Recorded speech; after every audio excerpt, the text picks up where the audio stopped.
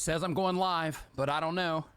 Welcome to Nimin Live, the #1 place on the internet to learn about YouTube, network with other YouTube content creators, and have an awesome time doing it. My name is Nick, and today I'm going to be answering your YouTube questions. So if you have a question about what it is that you are doing on YouTube, make sure that you head down to the link down in the description below, and you put your question in there because I answer all the questions in the order that they are received. So a couple of things that I want to get in here really quick before we get started, or as I should say, as we're getting started, is there's been a lot of milestones that have come in, and I just want to make sure that I am letting you guys know that there is just some great milestones that are coming in through one of them here I saw on Twitter. Other ones are coming in directly through the members only Facebook group, and I just wanted to share some of this information with you, and also just publicly give some of these people that are just grinding it out just like you are a high five and a fist bump for crossing some of these milestones. So what is going on, everybody that is just coming into the chat right now? Welcome to another episode of Nimin Live. It looks like it took a second for those notifications to go out. Welcome to another Saturday. I hope that you had a good week, and I want to let you know that this is the #1 place on the internet to learn about YouTube and to network with other content creators and have an awesome time doing it. So everybody that's in the chat is also YouTube content creators, so feel free to network. Don't do any weird sub for sub stuff or anything like that. That's not what this stream is about. But these are also people that are in the grind just like you are, publishing videos to YouTube on a regular basis just like you are. These are your people, right? These are people that are interested in the same things that you are. So feel free to get to know each other and all of that good stuff. So I want to just put a big spotlight on and just give a big shout out to a nice handful of people here, and these are from, one of them's from Twitter, and everything else are things that have been posted in our members only Facebook group. So really quick, I just want to put a highlight on some people. So the very first is I want to give a big high five and fist bump to Glue Guns and Roses. They just crossed 200,000 subscribers here on YouTube. Huge milestone. So well done on that. Congratulations. The next one is from Mick, Tinkerman Mick. He crossed 1,000 subscribers here in this past week, so high five and fist bump to you for that. XGen Life crossed 60. She's easing towards that 100 mark. She's getting close. High five and fist bump. Mike's Auto Detailing crossed his first 50,000 views on YouTube, so getting up there as well. Peyton Campbell hit his first 90 subs, only 10 away from hitting that 100 subscriber milestone. Eric Waite, Whiskey Studies, crossed 6,000 subscribers here on YouTube, so high five and fist bump to you too, Eric. Shay crossed 425. That was actually at the end of last week. I should have mentioned it on the stream last week. Daniel from Black Belt Secrets crossed 6 million views on his YouTube channel. Cam Hassan crossed 10,000 subscribers on his. Paul Peck Drywall Tube is like 400 people away from 100,000 subscribers on his YouTube channel, and my brother from the same mother, D, is also 400 subscribers away from hitting 100,000 subscribers here on YouTube as well. A lot of you in the chat probably remember, when he first started streaming and all of that stuff, and when he first launched his YouTube channel. Now he's already getting ready to cross 100,000 subscribers on YouTube. So by the time we have this conversation next week, he will definitely be there. And I want to say, if you are a mobile content creator, go check out D. Got a link to him down below. And those are just a few. So, all of these, everybody that's in the chat is, crossing milestones. 10 here, 50 here, 100 here, 1,000 here, 5,000, 10,000. And I just want to, for the people that I mentioned and for everybody that's hanging out in the chat, I just want to, I don't know if commend you is the right word, but, I just want to congratulate you on just grinding it out and making it happen. This stuff, it's tough. It takes time. There's a lot to learn. And for everybody that's out there just grinding it out, uploading on a regular basis, making this thing happen, I want to give a high five and fist bump to you as well. Now, if you're just joining us, I do want to let you know that I'm going to be answering your YouTube questions here on the stream. So if you have a question about what it is that you are doing on YouTube, make sure that you put it in the form that is down in the description below. Oh, my cam's a little bit off there. There we go. That's down in the description below so that I can answer those in the order that they are received. I also want to let you know that this stream is brought to you by TubeBuddy, the #1 plugin for YouTube content creators. If you're a YouTuber, you should have TubeBuddy installed. It'll help you do a bunch of things with your channel in terms of, finding awesome video ideas, optimizing your videos for search, testing your thumbnails.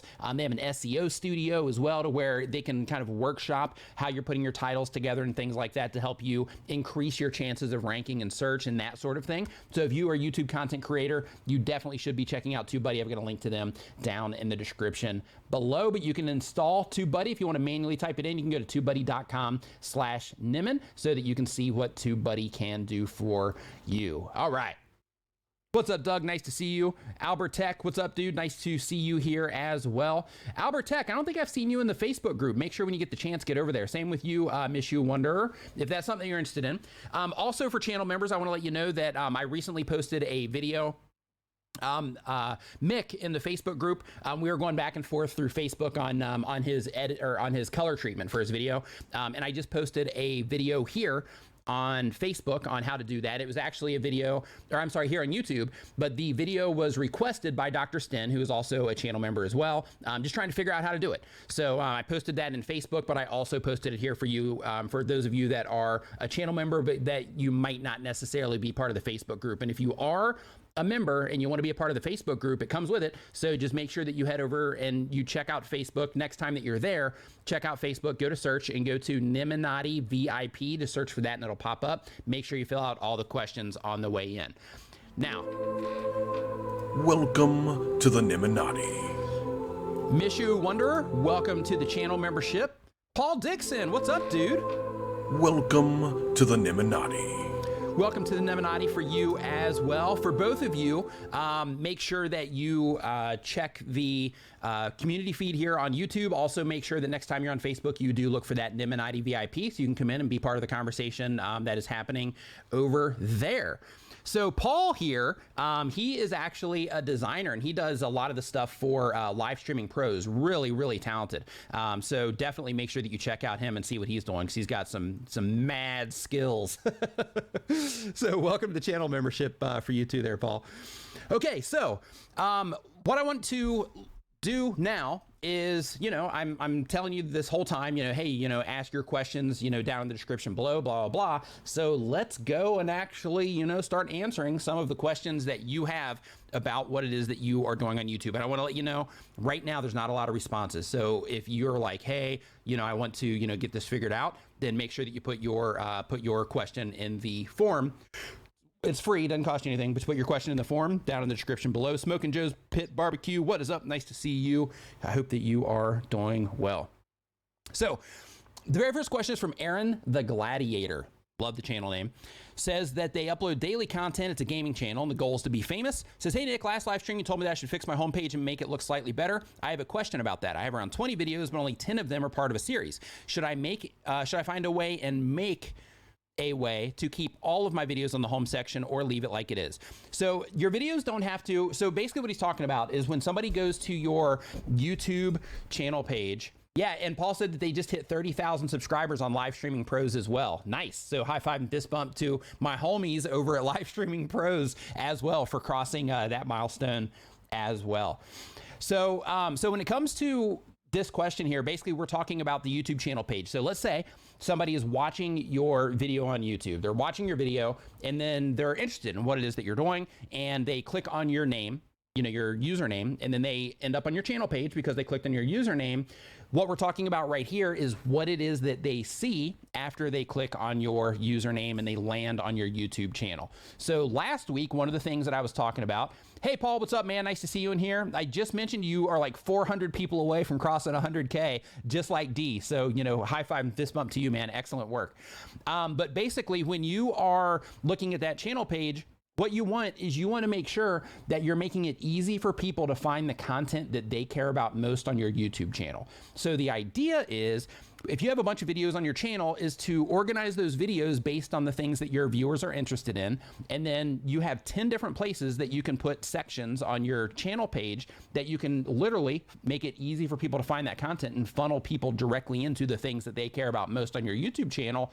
And you can also funnel them into playlists that way as well, so you can create more of a lean back experience for the people that are, going in and interacting with your YouTube channel. So when it comes to your question of, you have 20 videos, but 10 of them are part of a series, what I recommend that you do is that you, of course, put the ones that are part of the series there, but also just think about the other content and think, okay, how could I categorize this in a way that I could get it on my channel page, just so the people that are using the channel page to find content, so I can make it easy for them to find that content as well. Try to think of a way that you can categorize it if possible, so that you can also get it onto your channel page as well, okay? So because of that,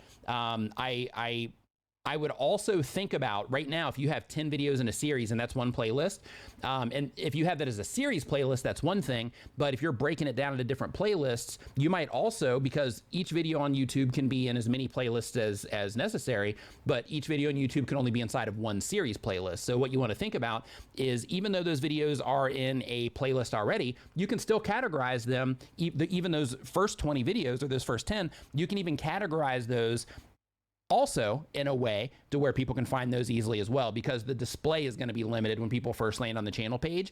And especially if you've only got 20 videos on your channel, you want to make it to where they see all of those when they hit your channel page as well, because that's more options for them to click on to consume the content that they care about. So next question that we have here, and I just want to give some shout outs really quick. TF Frey, what's up? Good morning to you. Glad to see you here. Kong Gaming, what is up? Nice to see you here as well. Welcome back, saying that you missed the last 2 live streams. We've got Limu Media says, I can't go live on my phone. You can actually. If you use a third-party app, you can go live on your phone. So a good solution for that is the Streamlabs mobile app, if you want to check that out. I actually use Streamlabs as my streaming software here, right now. But you can also use that. They have a mobile app as well that you can control your live stream with, or you can just stream directly from that app, and then you still have, scene functionality and things like that on your phone as well, or at least alerts that will pop up if you choose to turn those on. Joel Yayoa, hope I'm saying that right, man. I apologize if I'm not. Welcome to the Niminati. Welcome to the Niminati. Welcome to the channel membership. Make sure that next time you are on Facebook, you look for Niminati VIP. That's our members only Facebook group where you can join in the conversation, ask questions, that kind of stuff. Also, next time that you get the chance, in the community feed here on YouTube, there's also some stuff in there for you as well. So make sure that you check that out also. Our next question comes from Shady's Dreams Entertainment, and they upload when they have time. They've been on YouTube for less than a year. The content is entertainment/gaming, and the goal of the channel is to entertain people, maybe one day turn it into a job. And the question is, hey Nick, I watched your latest video in regards to how to monetize, and it got me wondering 2 things. I base my channel off entertainment as a whole. I play games on there 90% of the time. I was wondering, niching considered, if I should focus on one genre of gaming instead of a variety of different games. And along with that, would you suggest that I shorten my channel name by taking the entertainment part out of it? Thanks. So me personally, if I had your channel, I would take the entertainment part out of it, but I would also make sure that I looked and made sure that your Shady's Dreams isn't already taken by somebody else. Okay. So you don't want to get known as that, and then people hop on YouTube and they start looking for that, but then they find another channel that's already there, that is already, that's already established. And then if somebody tells their friend, hey, go check out Shady's Dreams on YouTube, then in that situation, if they go and look, they're going to find that channel and not necessarily find you. So make sure that it's not already reserved by somebody else on YouTube. Another thing is that when you are thinking of the games that you're playing on your channel, of course, if you're just getting started, if you're just trying to, figure out how to navigate YouTube, what content that you're gonna, stay consistent with, things like that. Just like we talked about, I think my brother brought it up last week on the stream. If you're in that part, then you can be a little bit flexible with the games that you're playing and wait for one to do better than the others. But you can also kind of orchestrate that happening a little bit by being intentional about all the things that you're publishing on your channel. So what I mean is, if you do continue the variety route where you're playing a bunch of different games, as soon as you notice one start to do considerably better than the other games that you're playing, start kind of doubling down on that one. And the way that you can actually find this out as a whole is, let's say that you've actually been going for a while. Let's say you have 50 videos on your channel. Then one thing that you can do is you can actually use your YouTube analytics, create groups around each of the different games that you play, and then you can actually go in and look at this game against this game, and you can start seeing, hey, what's my click-through rate between these two? Which one's better? How long do people watch when they come in for this game compared to this game? Views, how many views am I getting for this game compared to this game? How many subscribers is this game generating compared to this game when I play it? And you can start making your decisions based on the data that's presented to you in that situation, instead of just saying I'm going to go all in on this game, which might actually end up being the wrong game unless it's something that you like really want to do and you just want to be known for that particular game. So because of that, one, I would, if you're playing games 90% of the time, I'd play games 100% of the time. And if you are mixing up games, that's fine, but just pay really close attention. And if one does start to perform better, and go dig into your stats and see if you have one game that does perform better, so that you can double down on that and start doing that one more. Destro Kate, what's up? Says, I love the one spammer that is like, I have exposed you. Nice. Roberto Blake, what's up, dude? Nice to see you hanging out in the chat here. Says, how are you going to make to the top if you are just fitting in, though? To stand out, step up, niche down, blow up. Boom. Love it. Love it, love it, love it. All right. Next question that we have here on the list is from Super Bro. Super Bro says that they upload when they have time. They do challenge content. The goal of the channel is to get 1,000 subscribers, and uploading is my passion. And the question says, I did a live stream and I got offline in a minute, and it said that you violated YouTube serves to serves, and I didn't even do anything.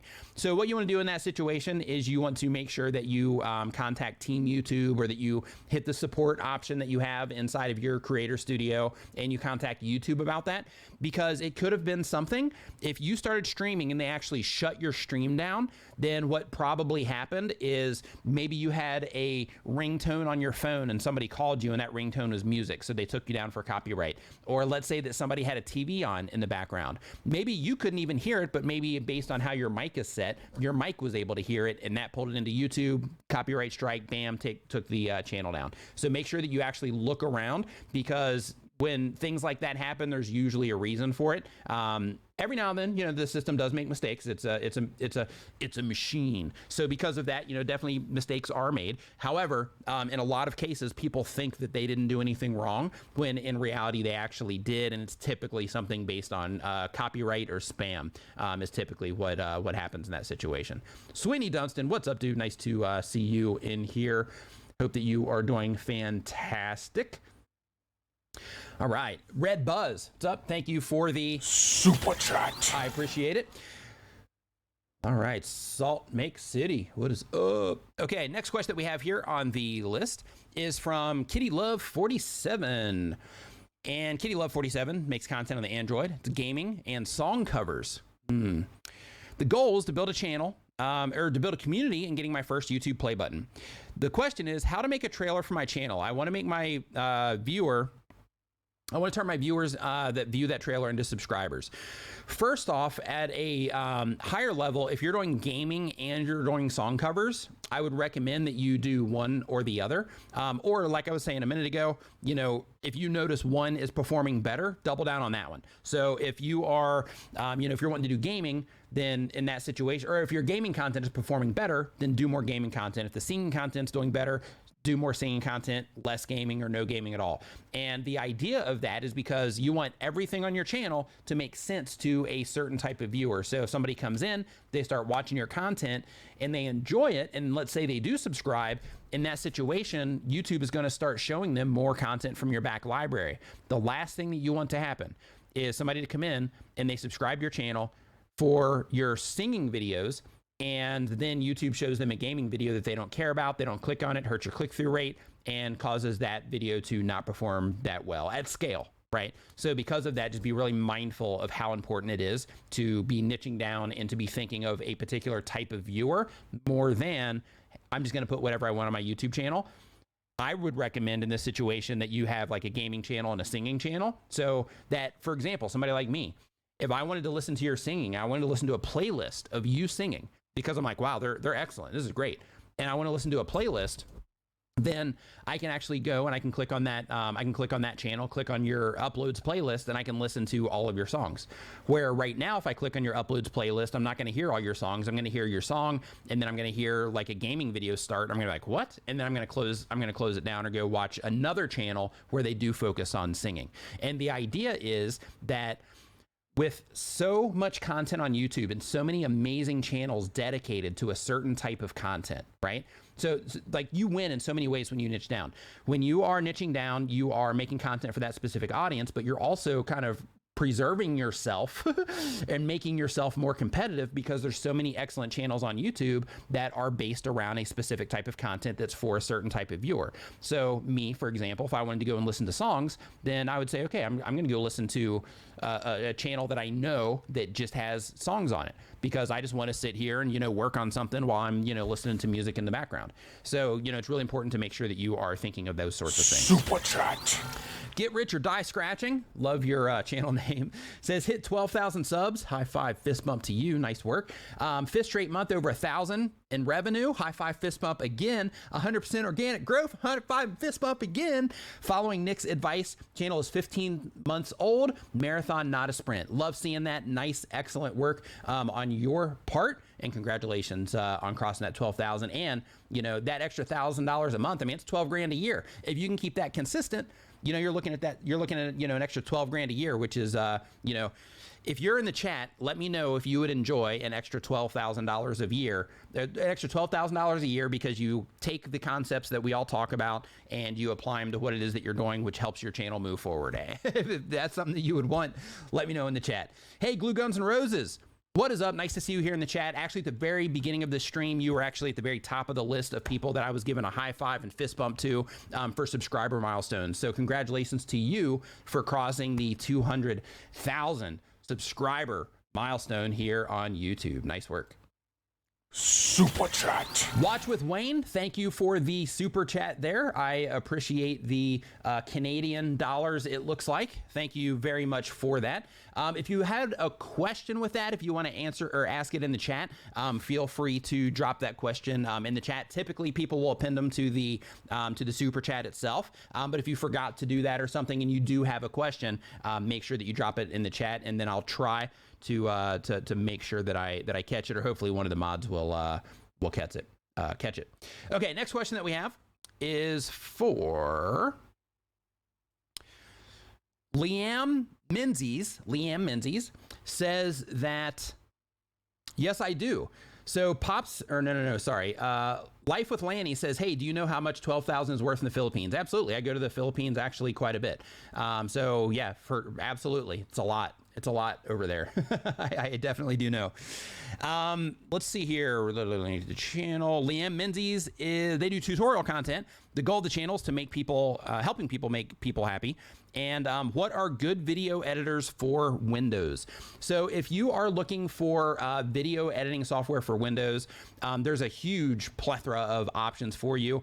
Some places that you can, or some options for you are Adobe Premiere, which is very robust. It's extremely professional, and you won't really have limits. So if you start with Premiere now, it might seem a little intimidating. However, as you learn it, the sky's pretty much the limit on what you can do. Now, the other one is Sony Vegas, or not Sony anymore, but Vegas Pro.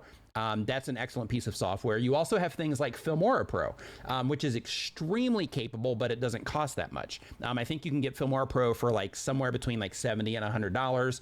There's also other things, I think like Movavi or something like that is one for Windows. But what you want to look for when you're looking for editing software is you want to make sure that you're looking for something that has multiple tracks. And the reason you want to make sure that you're looking for that, and it doesn't have to be like, a pro software, you just kind of you future-proof yourself if you do get a more pro software, but you at the very least want to make sure that it has multiple tracks on it so that you can do things like add graphics like this, for example. If you're enjoying the stream and you haven't yet, make sure that you click that subscribe button so that you can learn more about YouTube, right? So you want to make sure that you have those extra tracks so that you can add graphics on there and things like that, and even B-roll and other things. It just helps you creatively make better content if you are using software that has multiple tracks. But I have a website, if I can find it on my list here. I have a website called bestcreatortools.com, and that's a resource site that I made for everybody. And the idea for that website is basically that question right there. So I get asked these things a lot on like Twitter, social media, just in general. And basically I made that website so I can send people there to let people know, hey, these are the things that I personally use and recommend. So you can always go there if you're trying to figure out something to use for anything. You can find it over there, and I'm continually updating that as well. So we had a lot of super chats come in, so let me go start cranking through these puppies. Let me spread this out here so I can see them all. Okay, so let me hit that button. So here we go. Is the first one. Super Chat. From Watch Time Wayne says, thanks, Nick, for everything. Forgot to put a message. Thanks for the tips. Yeah, my pleasure, man. I'm glad that you are enjoying the content, and thank you for the super chat. I appreciate it. Super Chat. Ryan Ingram, thank you for the super chat. Says, Nick, thanks for all that you've done and do. About to hit 1,000 subscribers and 4,000 hours of watch time after a little over a month. Your advice was instrumental in this. High five and fist bump to you as well. I absolutely love seeing this, and I'm going to tell you why. So yesterday, in that same exact, or yesterday in a video that I made talking about how to monetize quickly, about how to get 1,000 subscribers and 4,000 hours of watch time, I had somebody go into the comment section of that video, and it's crazy how brains work in this situation. But I had somebody go into the comment section of that video, and they're like, "Oh, this is garbage. The only reason he's got a decent sized channel is because he's talking about YouTube, not considering all the other channels that talk about YouTube." But he's like, "Yeah, the only reason your channel's good is because you talk about YouTube. This is all garbage. It's hard. It's going to take years to get, monetized." And I go and I look at this dude's channel, and it was just, garbage. But like, I love to see that, like, you were able to do it in a month, and I want everybody in the chat right now to be inspired, right? That he was able to do this in a little over a month, right? If he can do this in a little over a month, you can also do this in a little over a month from now. So, you want to make sure that anything that you learned during the stream today, that you are looking at your YouTube channel. If you're watching this on a computer, look at your channel on your phone and just start working through, am I doing the things that he's talking about? If you're watching this on a phone, then look at your channel on a friend's phone or on a computer or on your TV or something, and do that same exact thing so that you can make sure that you're applying this stuff, because it's not that it's rocket science. It's just that there's certain things that you need to do in order to get the ball rolling for you here on YouTube. And it's not complicated. You just have to actually apply, the stuff that you learn here on YouTube. So excellent work again, Ryan. Absolutely love seeing that, man. Super Chat. Albert Tech says, just support, no question. You're the best. Thank you for that, Albert Tech. I appreciate it. Super Chat. Smoking Joe's Pit Barbecue says, how does one become a creator on the rise? Does YouTube manually pick a creator on the rise? Thanks for all the help. Yeah, so for the creator on the rise, basically with that, to my understanding, and I don't know like the thing behind the creator on the rise, but to my understanding from everything I've looked at on that, it is something where YouTube manually picks it based on the performance of the channel and how the audience is interacting with the content and things like that. But I haven't found, that's all external information. I haven't found something specifically from YouTube saying exactly how the creators on the rise get there. So I wish I had an answer for you on that, but unfortunately I do not. Smoking Joe's Pit Barbecue. Super Chat. Aston Regis, what's up, dude? Says, just finished filming over 104 Premiere video editing tutorials in 7 days. Oh my. 104 Premiere Pro video tutorials in 7 days. He's got his content done for the year if he wants. He can just be like, all right, done. See you guys next year. That's excellent, man. I love that. Well done. Wow.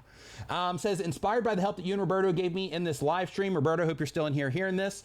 The other week, it's all about the process and making content for the viewer. Absolutely. So high five and fist bump to you, man, for grinding that out. That's insane. 104 videos in 7 days. Whew. Goodness. I'm gonna be set, like, after the stream tonight, I'm gonna be like hanging out. I'm gonna be like, oh my gosh, 104 videos. That's nuts.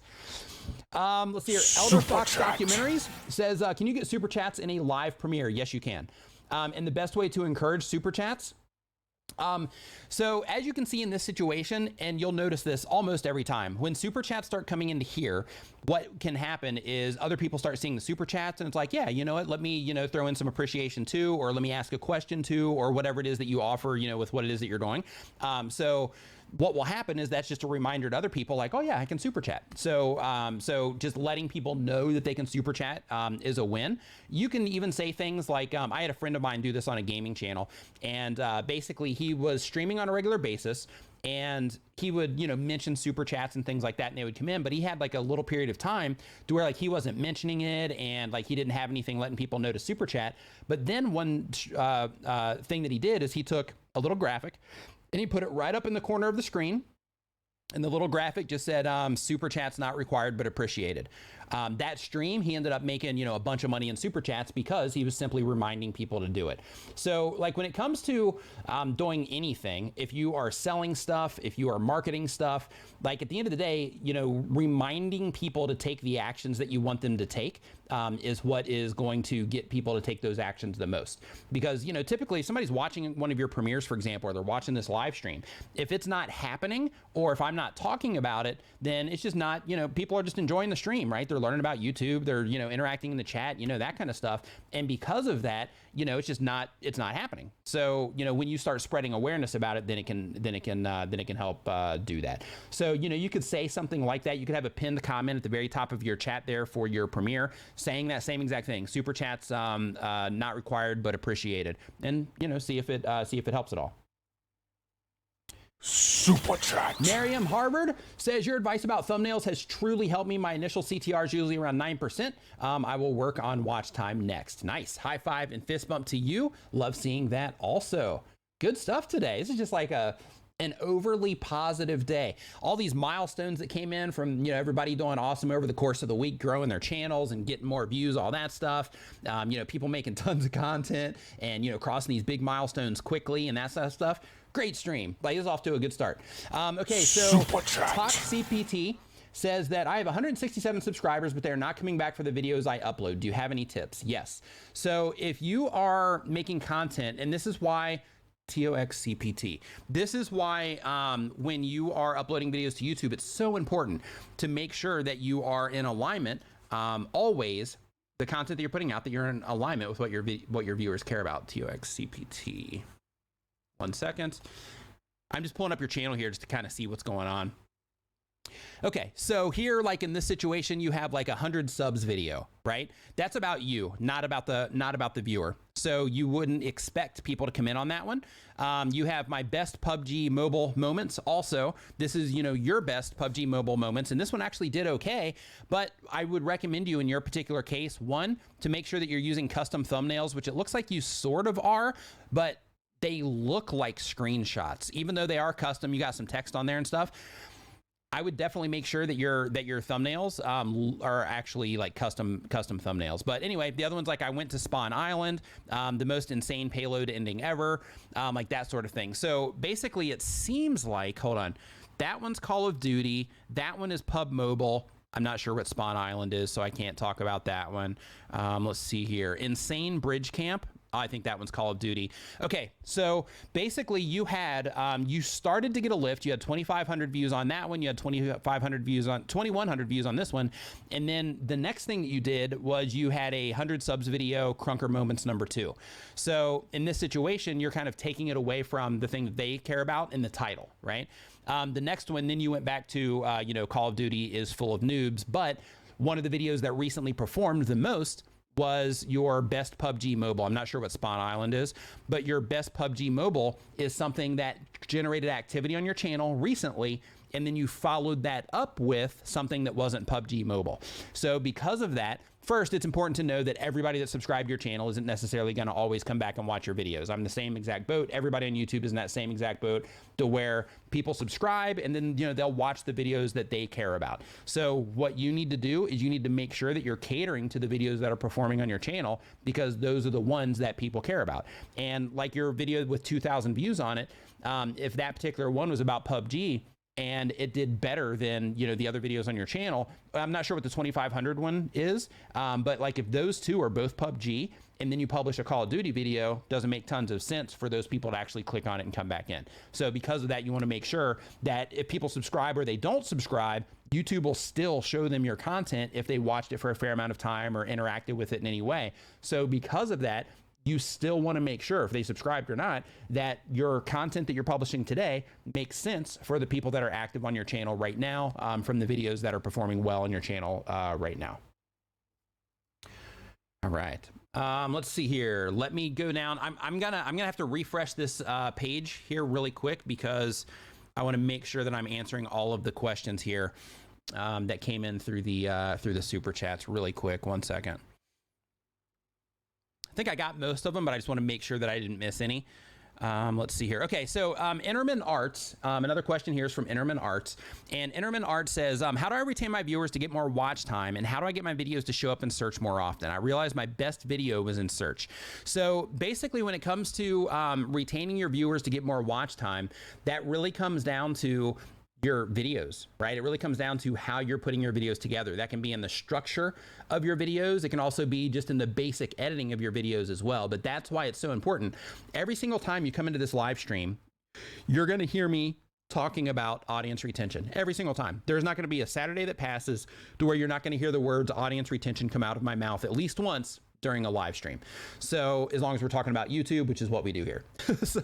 So because of that, the reason that I'm always talking about audience retention and your click-through rate and how your thumbnail and title work together to, you know, win the click so that they can come in and watch your video. The reason I'm always highlighting those specific things are because those are the things that actually move the needle for your YouTube channel. So when it comes to audience retention, the thing that you need to use that for is you want to make sure that you're looking at your absolute audience retention, not your relative, and you are looking to see second by second how people are responding to the choices that you're making when you're putting your videos together in terms of the edit format, that sort of thing, or structure. And over time, you want to make sure that you have a notepad and that you're taking notes. And while you are taking notes, that you start noticing over time, this is interesting. So I noticed if I use an intro that's a logo intro and it's more than 3 seconds, people start to leave. No logo intro. Hey, I noticed. I just like scraped up my mouse pad here. But you'll notice also, hey, if I start telling people at the end of my videos that, you know, if I start saying things like, you know, and that's how you do whatever art it is that I'm showing people how to do, or, you know, that's what the finished thing looks like. Then if you notice little details like that, then what you'll notice as well is you'll notice that people will start leaving when you say things like that. And you'll notice that in your content, and you'll be able to make those notes to where you can say, okay, when I do this in the videos, people tend to watch for a longer period of time. When I do this in the videos, people tend to leave. When I do these little things, that causes, you know, a little dip. So I got to make sure that I'm being careful there.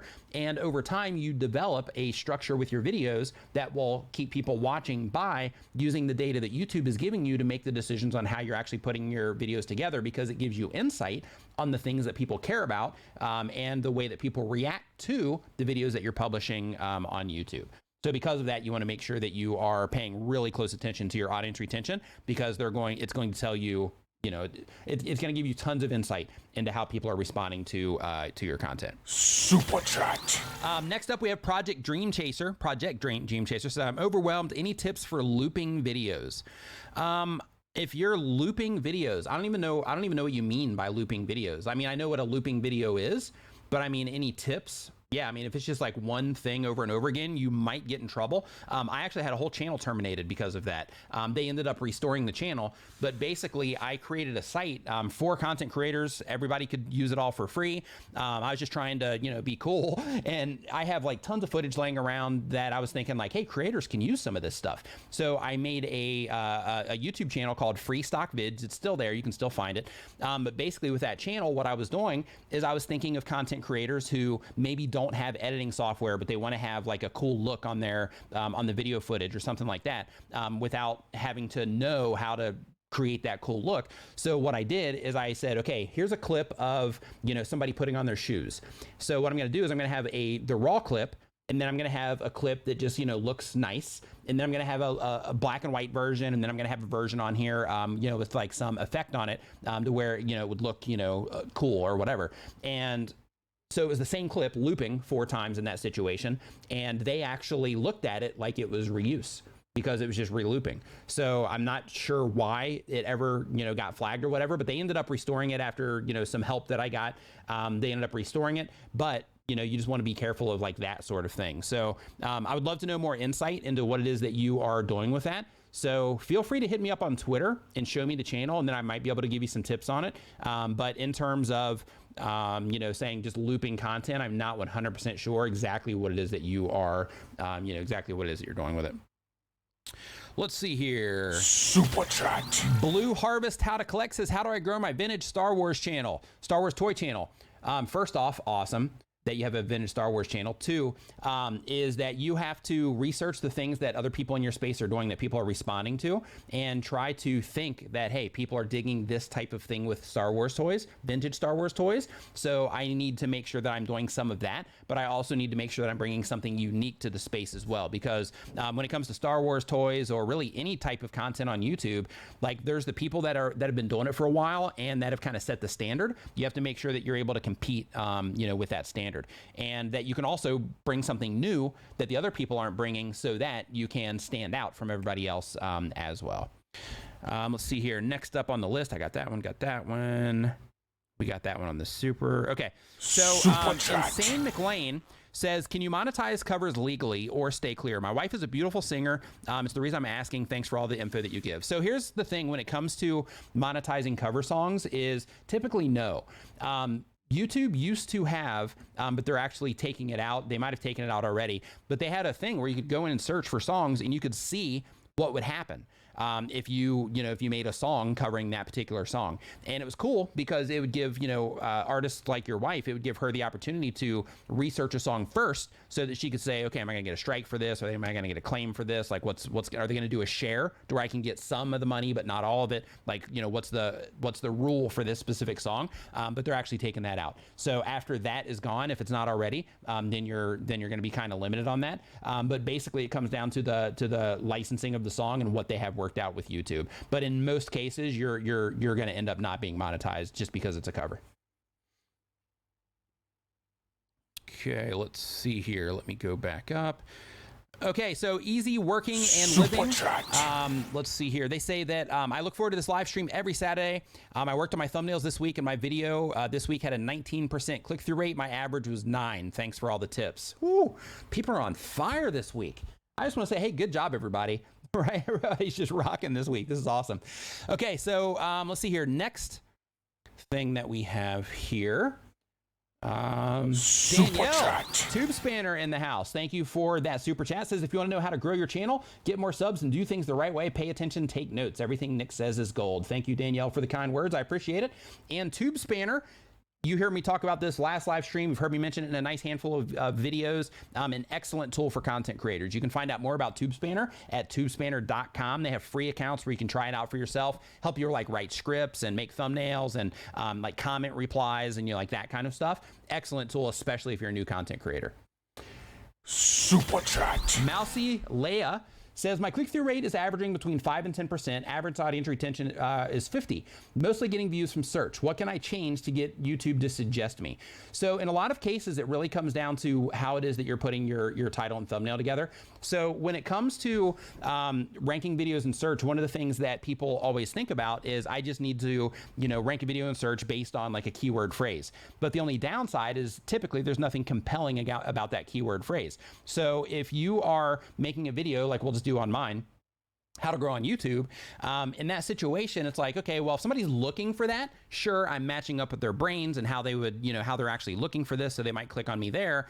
But there's nothing really that makes that particular video stand out about all the other videos there that would be listed on how to grow on YouTube. So because of that, what you need to do is you need to think, how can I make this title, how can I make it include my keyword and be about the topic, but how can I do something to this title to make it more compelling and make more sense to the people that are not actually looking for this content? Because that's where that divide happens. You have search, which can be extremely powerful because people are looking for the video that you made.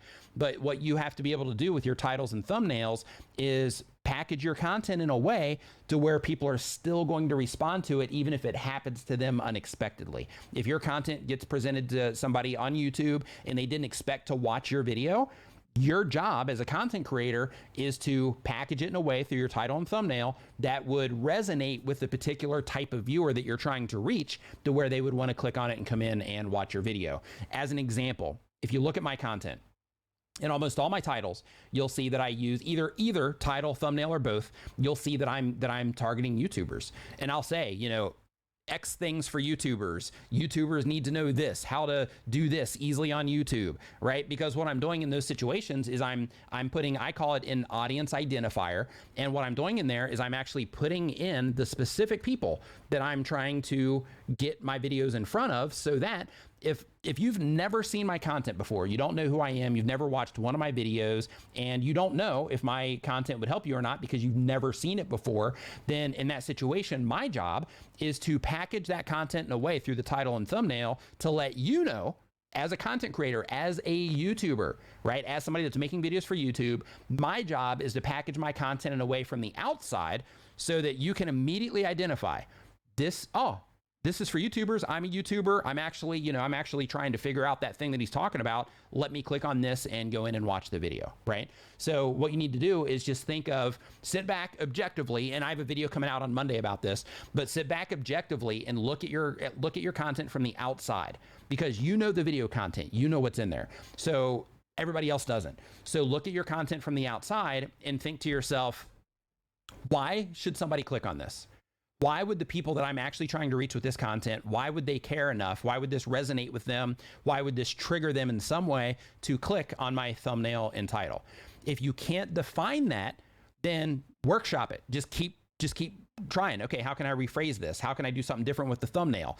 Maybe I need to move this word back here to here in my title to the front so that it'll grab their attention faster and let them know that my video is for them, right? So just sit back and look at how you're packaging it up, and make sure that you can define what it is about your thumbnail and title that would cause somebody to click on it, or at least theorize why somebody would want to click on yours without knowing what is in the video content itself. Because the only information that somebody has to work with on YouTube when a video gets presented to them is, what am I seeing in the title? What am I seeing in the thumbnail? That's it. So because of that, just make sure that you're adding compelling things to your title and thumbnail, because your click-through rate, and like, you're already winning, like you're doing okay on your audience retention, depending on how long your videos are. So the next step is to work on your ability to get people to click in the other features. So one thing that you might notice, you're saying that your average click-through rate is between 5 and 10%. Well, another thing that you need to do is you also need to break that down by traffic sources, so that you can make sure that 5 or 10% is coming from the sources that you care about, which it's not, because you're also trying to get YouTube to recommend you more, which means that you probably, if you look under your traffic sources and your analytics for that particular video, then you'll notice that, hey, on recommendations and suggested, compared to the amount of impressions that I'm getting, I'm actually not getting that great of a click-through rate. So I need to make sure that I'm working on that for the future uploads. So hopefully that was helpful. Long-winded, but hopefully helpful. Super Chat. Lost Curry says, I want to do one video and one live stream a week. However, how do you decide on the content for the live? Do you just do a normal video? Mixer streaming is niche. So basically, if you are wanting to do live streams on your YouTube channel, this is for everybody. If you want to do live streams on your YouTube channel, it's important to always come in with an idea of what it is that you're going to do. So in my particular case, I provide a service here, right? Like, I'm answering your questions specifically. I'm, trying to, just kind of demystify what is going on here on YouTube. And I'm trying to break things down in a way to where, as a content creator, that people can, be like, oh, okay, that's what he means when he says that. Now I'm going to go apply it to my YouTube channel, right? So it's kind of like a service that I'm providing here. Now, in other cases, like if you look at the video influencers live stream, because this is one that I always like to reference between the two. In their specific case, their streams are actually great for the replay, because on theirs, they package their entire piece of content around a topic, right? And because of that, the entire video is mostly about one thing. I mean, they deviate from time to time, but it's mostly about one thing, one overarching topic that the video is about. And they talk about that thing, and then it's done, which makes that excellent for the replay value, which is great for growing the YouTube channel. Mine, on the other hand, it's messy, right? It's messy. I'm all over the place. I'll talk about, this one tip, whatever it is I'm sharing with you right now. And then I'll talk about, probably 50 more different things over the course of this live stream. And it's more of like a hangout. So because of that, the replay of mine isn't great. Tons of great information. But I mean, for people that have never been introduced to me before, if they click on one of my live stream thumbnails and titles, they don't stick around that much. That's what my stats tell me. So because of that, these are not that great for replays, but they're excellent for in the moment for, hanging out, answering questions live, that sort of thing. So when it comes to the actual topic, another thing that I really recommend, and this is also for everybody, is to make sure that whatever topics that you talk about in your live stream are also in alignment with the things that you do on your YouTube channel. So if you're in an entertainment channel, then think of what can I do with my live stream to be entertaining in my live stream, to make that entertaining. If you do, how-to content or DIY content where you're showing people how to do stuff, then in your stream, talk about, answering questions about that stuff, about, actually do it live, whatever that thing is that you do. If you're on gaming, same thing applies, play the game, right? If you're going live, or talk about different aspects of the game that would make people, go back and forth with you, like, oh, well, this character will, or this particular gun is stronger because X, Y, Z, but like things like that, to where you're really breaking it down for your audience and you're talking about things that they care about. Really, really important to make sure that you're taking that approach, especially when you're trying to get that initial momentum or that initial lift off, so to speak, on your YouTube channel. Next up, we've got, I had a few more come in that kind of fell off at the top of the screen here, but be assured I'm getting to them. So let's see here. The next one is from M&L. Says, hey, I just started a channel. It'd be great if you could take a quick look and give any advice. I'm actually not looking at channels, M&L, but thank you for the super chat. But if you do have a question, you can drop that in the chat. If you have something that you're specifically trying to figure out, go ahead and drop it in the chat and I will, I'll answer that. Fully Involved Media Group, what's up, man? Says, hey, Nick, thanks for being a good mentor. Our CTR and engagement has gone up during live streams and new uploads. Glad to be a channel member and Niminati VIP. High five, fist bump to you. Awesome to hear that. Awesome to get that feedback. Hey, KJ says that I spend 4 days, spend 4 days to edit one video to create more entertainment. Maybe I should focus more on the quantity. I started a month ago, but no subs by now. Okay, so here's the thing. When you're first starting out on YouTube, Jamoy TV, what's up? When you're first starting out on YouTube, hey, Eric, man, I just saw you here in the chat as well. Congrats on 6,000 subscribers again. But when you're first starting out on YouTube, it's really important to understand that it's probably going to take you a while to get started with editing your videos efficiently. Because when you're first starting, you're not thinking of things like, okay, how can I put a template together to where, I've already got my graphics in there, the main things that I use when I'm putting my videos together, so that I don't have to spend the extra 5 minutes when I'm editing, digging through my computer to find those things and all of that. So you get your workflow together faster, you get your organization together, you find little shortcuts in your editing software to where you can do things faster. For example, like my mouse has these 2 little buttons on it, and I can assign those to things. So, if I just have split as my thumb, then that saves me the time of having to actually go up here and hit Control S, right? Or hit S, either one. I don't even have to do that. I can just move it, tap, tap, tap, tap, tap, done.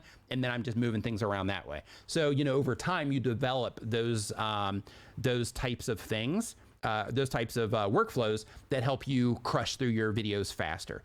So, because you've already got the learning part out of the way. So then it comes down to, hey, I'm just editing. So what I recommend that you do in your case is, if it is taking you a long time to edit your videos, quantity isn't going to make a difference on your views to subscribe rate, or on how many people are viewing or subscribing to your content.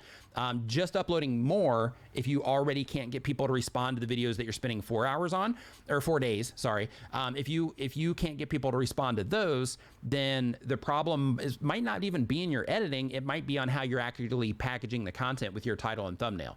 So what you want to think about in your situation is, you want to think about, why am I not getting views? Is it because the video, is it because I'm spending all this time editing the video? No. Because the people that have the option to view your video, they don't know how long it took you to edit your video. They don't even know what the video is because they haven't clicked on it yet. So if you're not getting people watching your videos, then in that situation, you need to work on that part of it, the discovery part of it. How do I get my videos in front of people? How do I get people to actually click on what it is that I'm doing? So because of that, I recommend that you focus on the discovery side of things. Keep doing what you're doing, right? Because you want to put out good content. always, but especially when you're getting started, you know, like your first videos. Sean Cannell says that your first videos are your worst videos. I love how that rhymes, so smooth, but you know, it's true.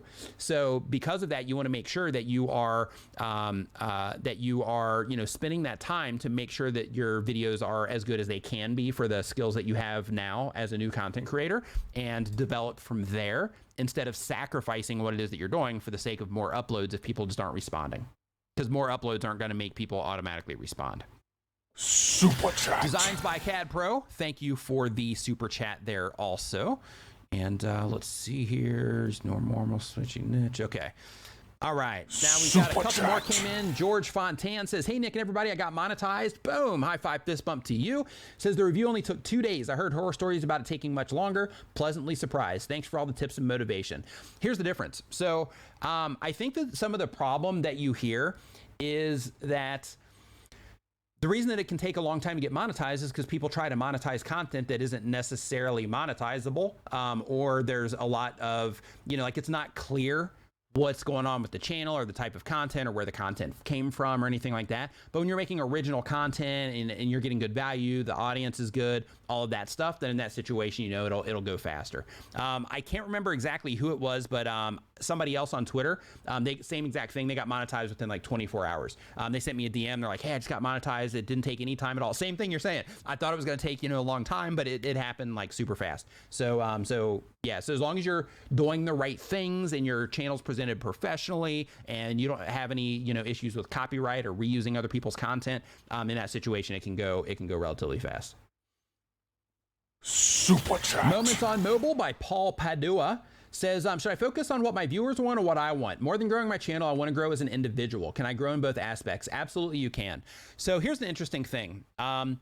Success typically in anything, be it sports, business, YouTube, podcasting, art, like any of the, you know, millions of things that you can be successful at in life, success by itself will help you grow as a person. So because of that, and time will help you grow as a person. So like you're going to grow in both aspects regardless. So just make sure that you know that. But in terms of focusing on what your viewers want or what you want, that's where it's important to make sure that you have a deep understanding of what it is you want from your YouTube channel. Because if you want the growth, then in that case, I would focus on what your viewers want, especially when you're getting started. And then, you know, as your channel gets rolling, then you can start testing things to see if people are coming to your channel because of you or if they're coming to your channel because of the content.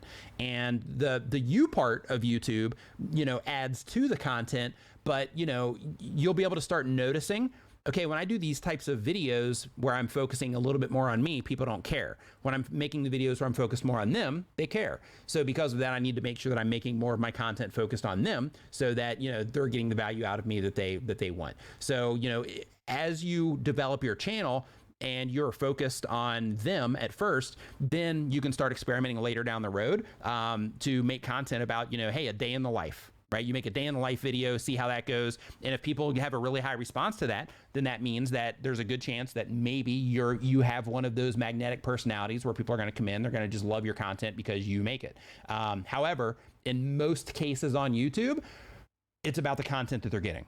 Right? There's very few situations to where it's about the content creator. And even if it is about the content creator, it's still about the content that the viewers are getting from that content creator. It's just that content creator themselves is extremely magnetic. So because of that, I recommend that you balance the two if you're having like internal struggles.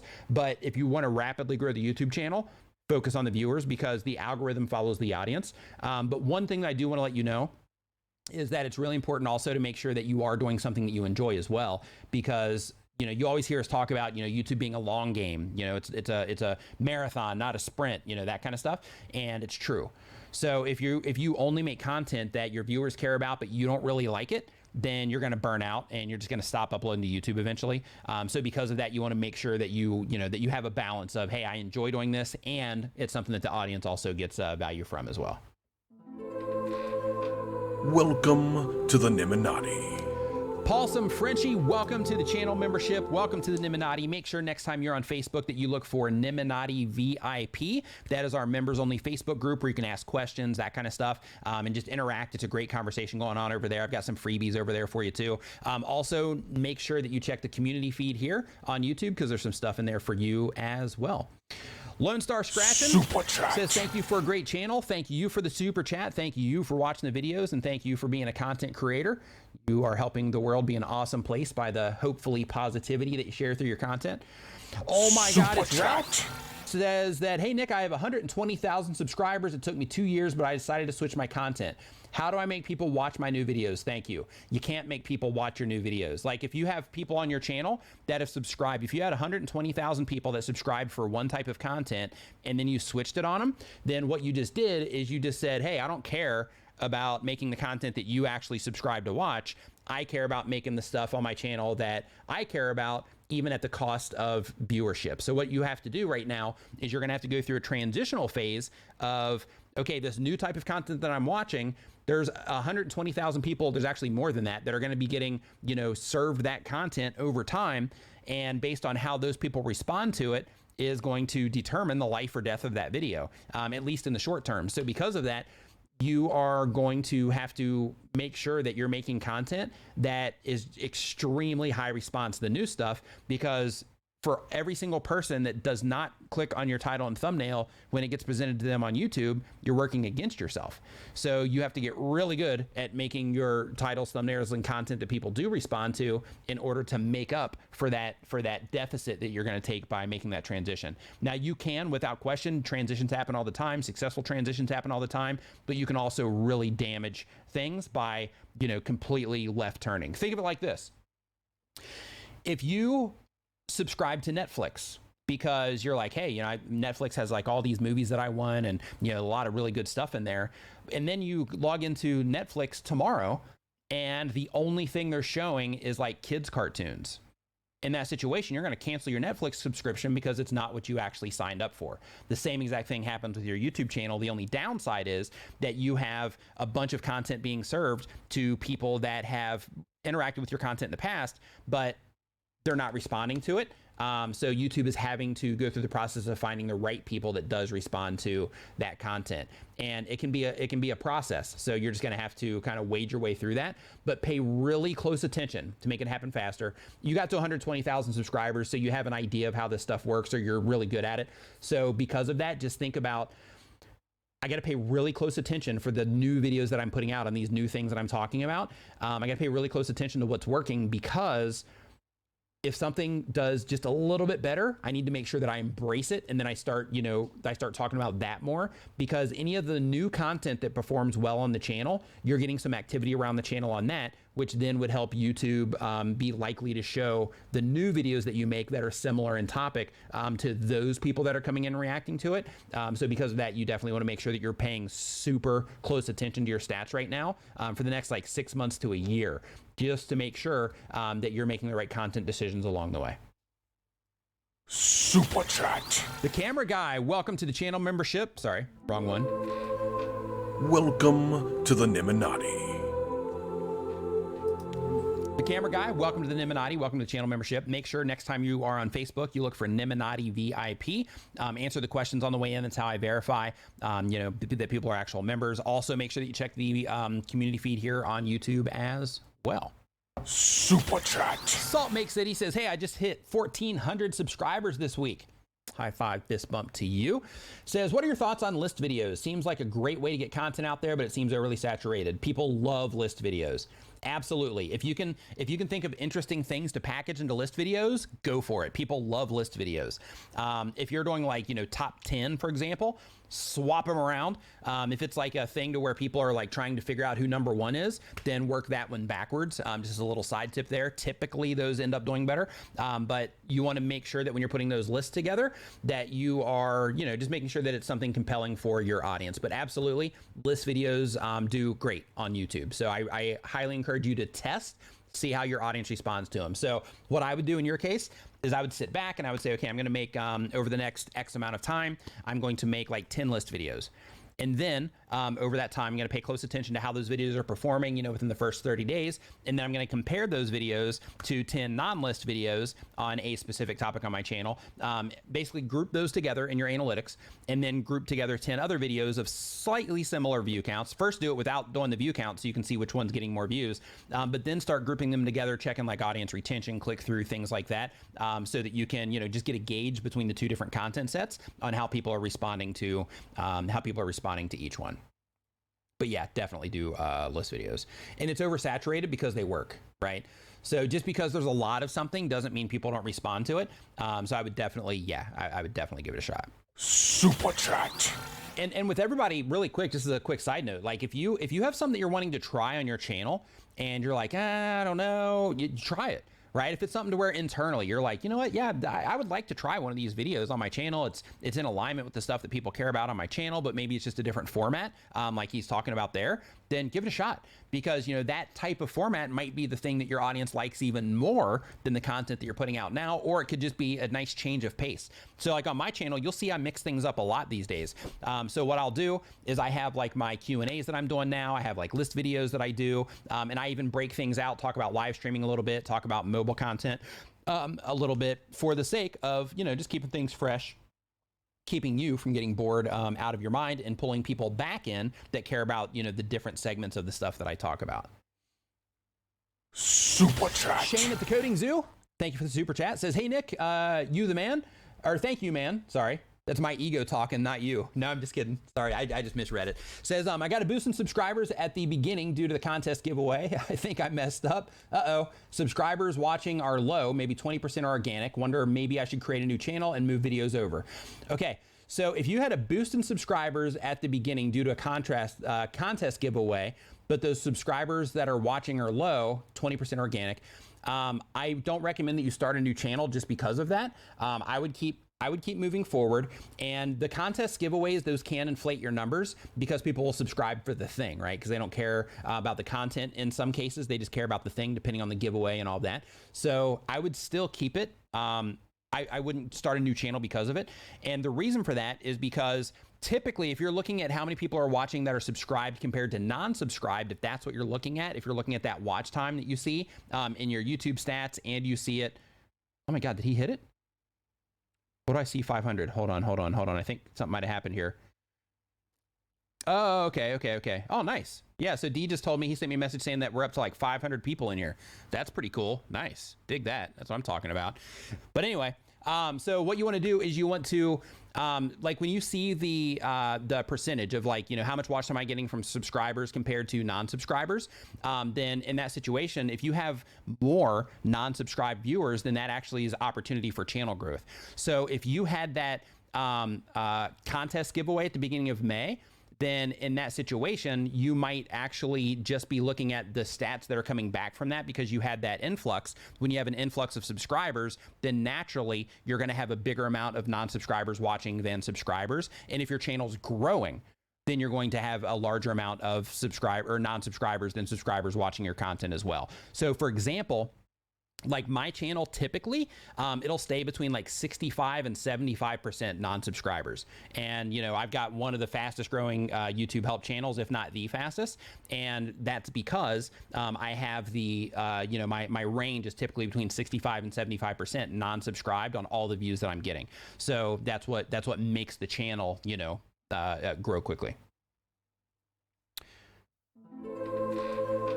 Welcome to the Niminati.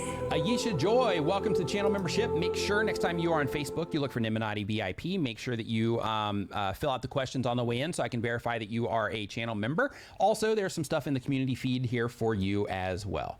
But Shane at the Coding Zoo, just back on you really quick. So what you want to do is go in and actually compare, just see things like, the watch time that you're getting from non-subscribers compared to watch time, or compared to subscribers. Look at your click-through rate on subscribed versus non-subscribed as well, and track that over the next, like 30 to 90 days, so that you can, really get a hold on what the giveaway did or didn't do for you. So I know somebody that actually grew like 30,000 subscribers from a giveaway. giveaway. They collaborated with a large channel and they did a giveaway with them. And part of the thing at the time was you could incentivize. Nowadays, you can't incentivize. You can't say things like you have to be a subscriber in order to get into this. That's actually against the terms of service on YouTube, the guidelines. But this, at the time, you could. And there were services to where like one of the options would be you have to subscribe to me on YouTube. And she ended up growing to like 30,000 subscribers on her channel.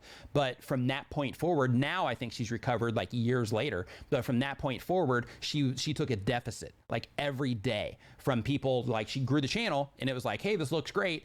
But if you looked at her stats, then you see that she's just every day deficit. She's going in the hole every single day from people unsubscribing from her channel. So eventually you'll shake those people off too. That's what I'm wanting to mention out of that statement. So just make sure that you are paying attention to your stats to how people are reacting, but I wouldn't jump ship just yet. And I really don't think that you're going to need to. Super Chat. BD1 says, hey Nick, I started a motivational channel and I love making motivational videos. That's awesome. I love watching motivational videos. How do you get through all the competition and grow on a good phase? Thanks for all the tips. You are great. So in order to get through the competition, it's really going to come down to like your content decisions. It's going to come down to how you package your content. It's going to come down to the actual content itself.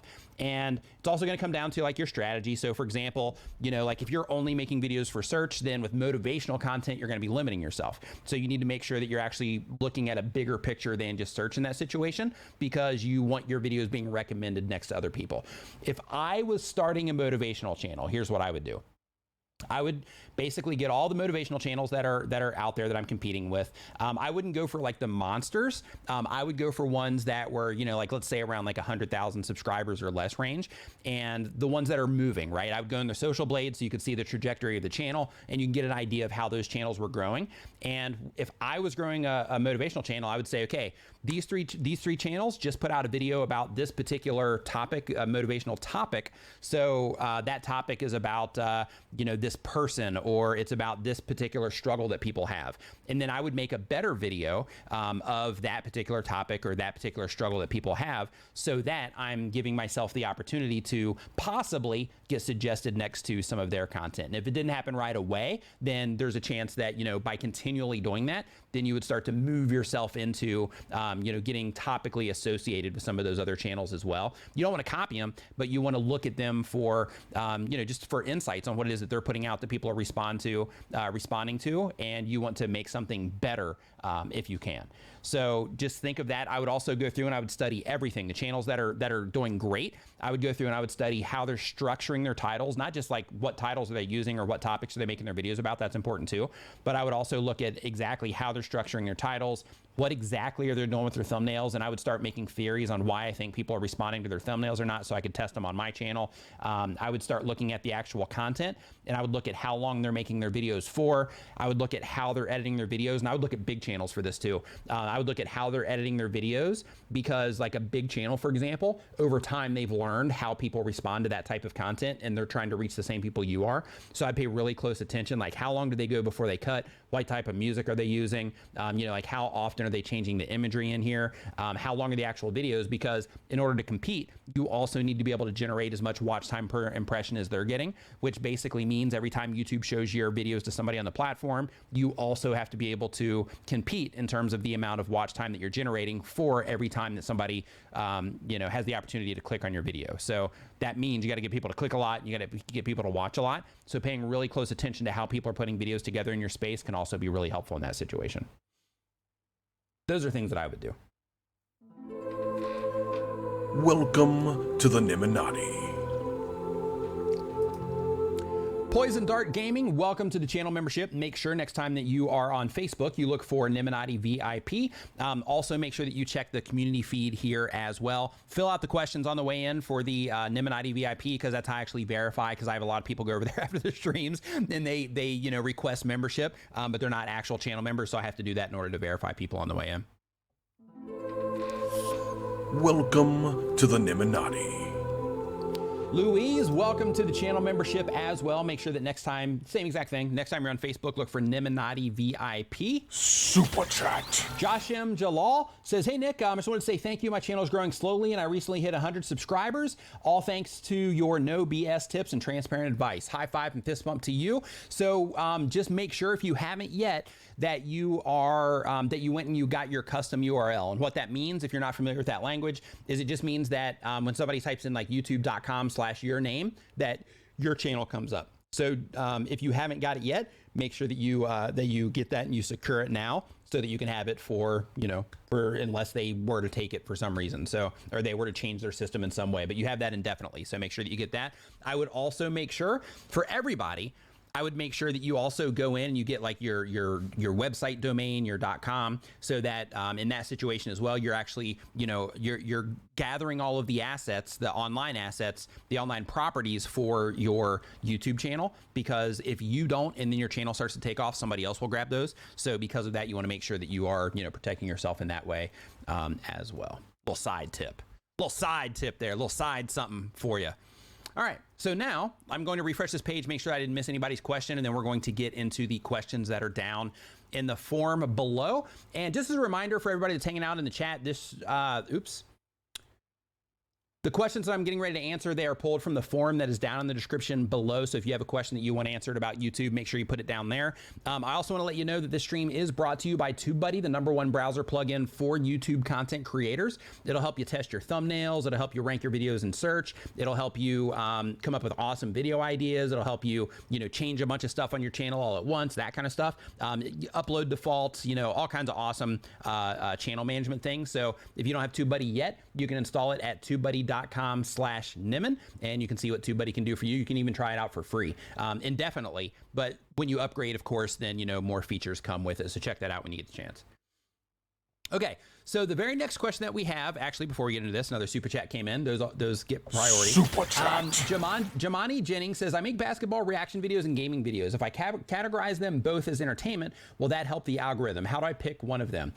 So it's not about categorizing them that will help the algorithm. If you do reaction videos and gaming videos, those are two completely different things. And those two things can also be for two completely different audiences as well. So because of that, I wouldn't even be mixing those two types of things on the channel at all if it was me. And the reason that I'm saying that is because I just want you to walk through this with me. If I were to subscribe to your YouTube channel, or if you were to subscribe to your YouTube channel, and you are probably a bad example because you make content that is gaming and basketball, so you're digging both. But if I were to subscribe to your YouTube channel and I subscribe for your gaming videos, and I'm like, wow, I love how this person entertains when they're playing gaming videos. And I subscribed for your video today on a gaming video. And I do that because I didn't do any due diligence. I didn't look at your channel to see everything else that you offered or anything like that. I just simply said, wow, I like this creator. I'm clicking, I'm going to subscribe because I want to see more of this content. Let's say tomorrow you publish another video. I subscribe for the gaming, you published one of your basketball reaction videos. Since I don't watch basketball reaction videos, then in that situation, YouTube's gonna show that to me because I just recently showed them that I had a good experience on your YouTube channel by watching your video for a long time. Maybe I gave it a thumb up, left a comment, maybe I subscribed to the channel at that time. So YouTube is gonna show me one of your that next video. So when they show me that next video, because it's the basketball reaction videos isn't something that I care about, the likelihood on me clicking on that just went down to 0.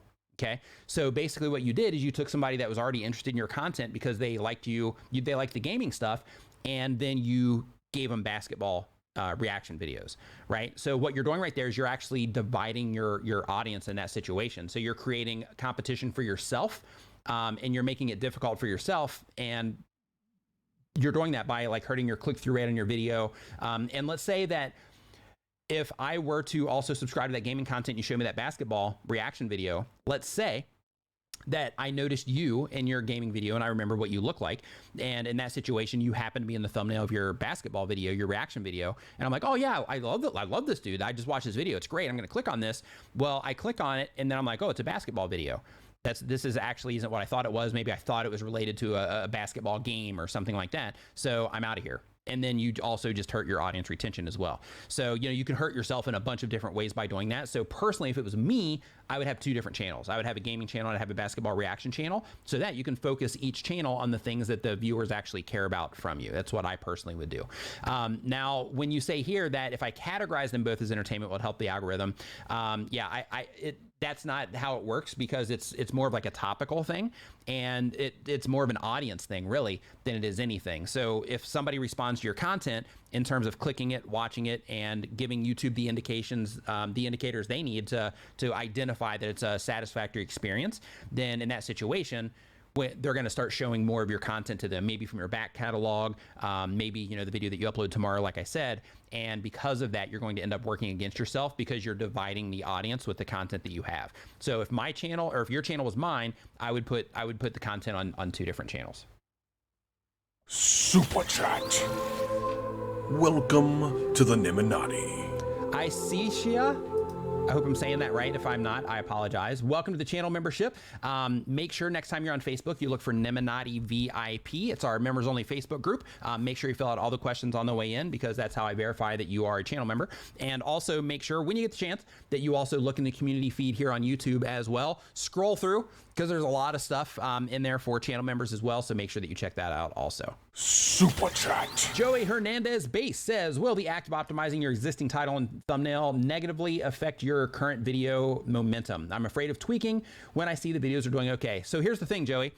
So everything on YouTube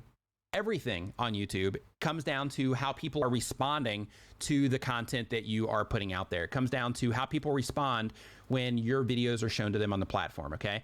So what you're doing in the situation when you're updating the title and the thumbnail is you are modifying that potential expectation that they would have when they click on that video. You're also modifying how people would respond to that from the outside as well. So because of that, what you have to think about is okay, if I make this change, it might impact the video.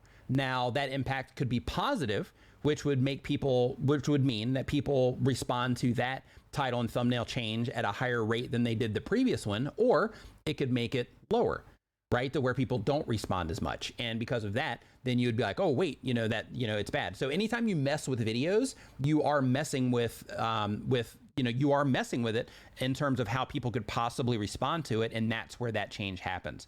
So it's not necessarily that you changed it and YouTube on their end is going to all of a sudden think that it's a different video, because that's not how it works. It's actually based on the response or how people respond to it differently. I'm going to show you something here. Give me a second. Let me log into my account, and I'm going to show you how big of a difference your thumbnail and or your title can make. And I'm going to show you this on one of my videos, just so you can have an idea. Plus, you're familiar with my content, and you might have responded to one or the other. So I was running a test on thumbnails. So I'm experimenting right now, just some different stuff, just because I like to. But basically, with the experiment that I'm running, out of the information that I've gotten back from it, it's letting me know basically how people responded. And I have to make sure when I show you this that you can't see additional things as well. And you can't. Okay, fantastic. So let me open up this one. I'm going to open up this one, and I'm going to show you how this is all going down here. Going to show you how it's going down. Okay, so okay, these are loading. So while these are loading, I'm just going to keep blabbing here for a second. But basically, the idea is when you're putting this stuff together, you just have to pay tons of attention to what's going on, because all of the little changes that you make to the outside will impact, in most cases, how people actually respond to the content. D Niman in the house. What's up, D? Nice to see you hanging out in the chat as well. You've probably been in here for a long time, because I know you sent me that message. But I just scrolled down here this far to the chat, where I'm actually current with the chat right now. But here, I'm going to show you this here on my screen so that you can see some differences here. And I'm going to show you exactly what this stuff, like how it can impact you. So one of the tests that I'm doing right now, I'll actually show you two. Let me find the split screen here. Nope, there's D. That's D, by the way. The D Niman there in the chat. If you're a mobile content creator, make sure you subscribe to him. He's getting ready to cross 100,000 subscribers. He's 400 away from 100,000 subscribers on his YouTube channel. It's incredible. Let's see here. He'll actually have it by next Saturday. So D, high five, fist bump for crossing that milestone, man. Incredible. Absolutely incredible. Let's see here. Okay, second screen. Boom. Here we go. Okay.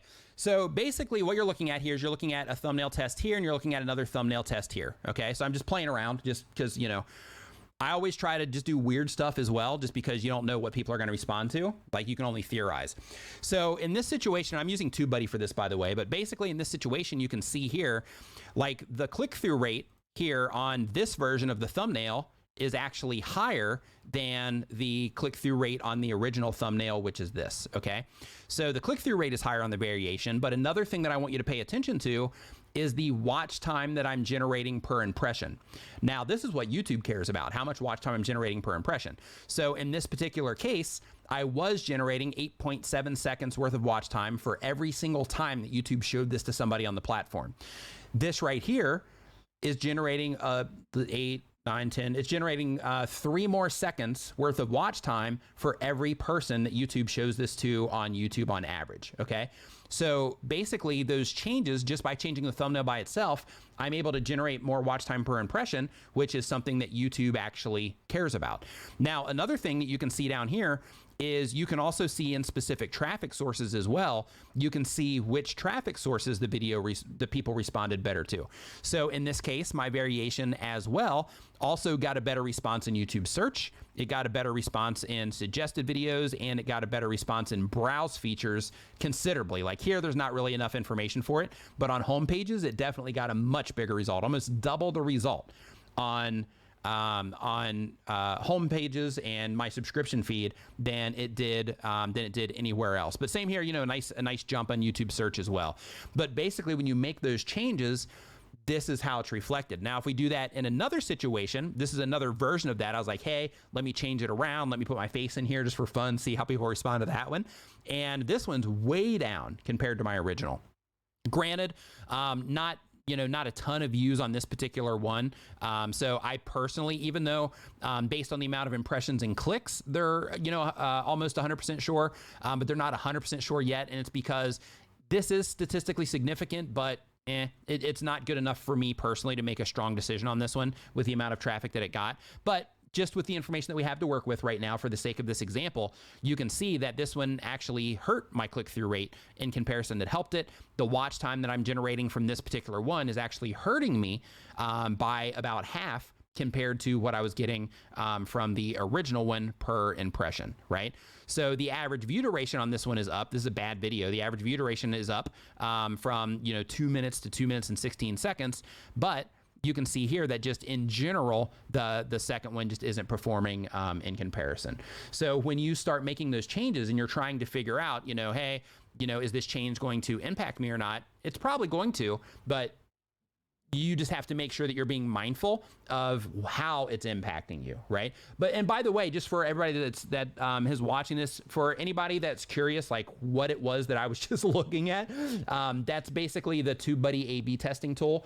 You can get that. TubeBuddy.com/Nimmin is where you can get that, and it basically will help you make better thumbnails because over time you start to notice these are what people respond to, and then you can do tests like the one I'm doing right now, to where it's completely different from what I normally do, just to see, hey, this has been working for a while how I normally do it. So now I need to go in and start testing to make sure that, it's still consistently, up to par, so to speak, with, with how people respond to things on my channel, with the audience that I'm currently getting put in front of on YouTube. Okay. So let's see here. 100 subs, Alicia Joy. Okay, good. We are good there. JP. Super Chat. Says, thanks for the valuable content. Can you speak candidly on how much, if at all, the age of a YouTuber, 40, 50 years old, affects a channel growth? Also, discuss brand and personal account. Your 2016 vid branding YouTube channel, and it cuts off there. Okay, so in terms of the age, so one thing that you have to think about is it's also about who it is that you're targeting. So if you have a channel and you're like an older person, let's say that you're 60 years old and you are making content for YouTube, then you have to think of who it is that you are trying to attract with your content. And you also have to think about, yourself, the approach that you're going to take. So there are some old content creators on YouTube. I think there's like some gaming grandma on YouTube that actually has a pretty good, big channel. But like in her case, she's like, she's up there. I think she's like, 70s, 80s maybe, but she's like a gaming grandma, and people like her for the novelty of like, hey, here's this like older grandma, and she's, playing these games as an example. There's other situations to where, like the 50, 60-year-old range, if you look for Dotto Tech. So Steve, he's a friend of mine, and he's got, I think, like 300,000 subscribers on his YouTube channel now. And he's, he's in his like 50s to 60s, and all he does is he shares like productivity content. So his stuff is more for like the business-minded people, and his content is all about productivity. So if you are reaching the right audience, then it's not going to matter. You're actually going to add value to that particular audience. Like if you're coming into the space and you're like, hey, I think I might be too old, think about, hey, who's it I'm actually trying to reach, and what type of content can I make that is a good fit for me and my interests, but also would reach those other people that the age wouldn't matter. So if you're making like, if you're going to make like entertainment content and you're doing like TikTok dance type stuff on YouTube, things like that, the novelty side of things might help you win there. But, generally, you have to think that, there's some things that are, that like a younger demographic typically, responds to. But, just because you might be an older person doesn't mean that people won't respond to yours. There's a guy here locally. I'm in Thailand, and there's a guy here locally. He's an older guy. I don't know exactly how old he is, but I'd say he's in his 60s. But he has a channel about Thailand, and he's just a vlogger. And on his channel, I think he's up to like 25 or 30 something thousand subscribers on his channel as well. So, just because you're older doesn't mean just because you're old. No, I'm just kidding. But just because you're older doesn't mean that there's not an audience for you.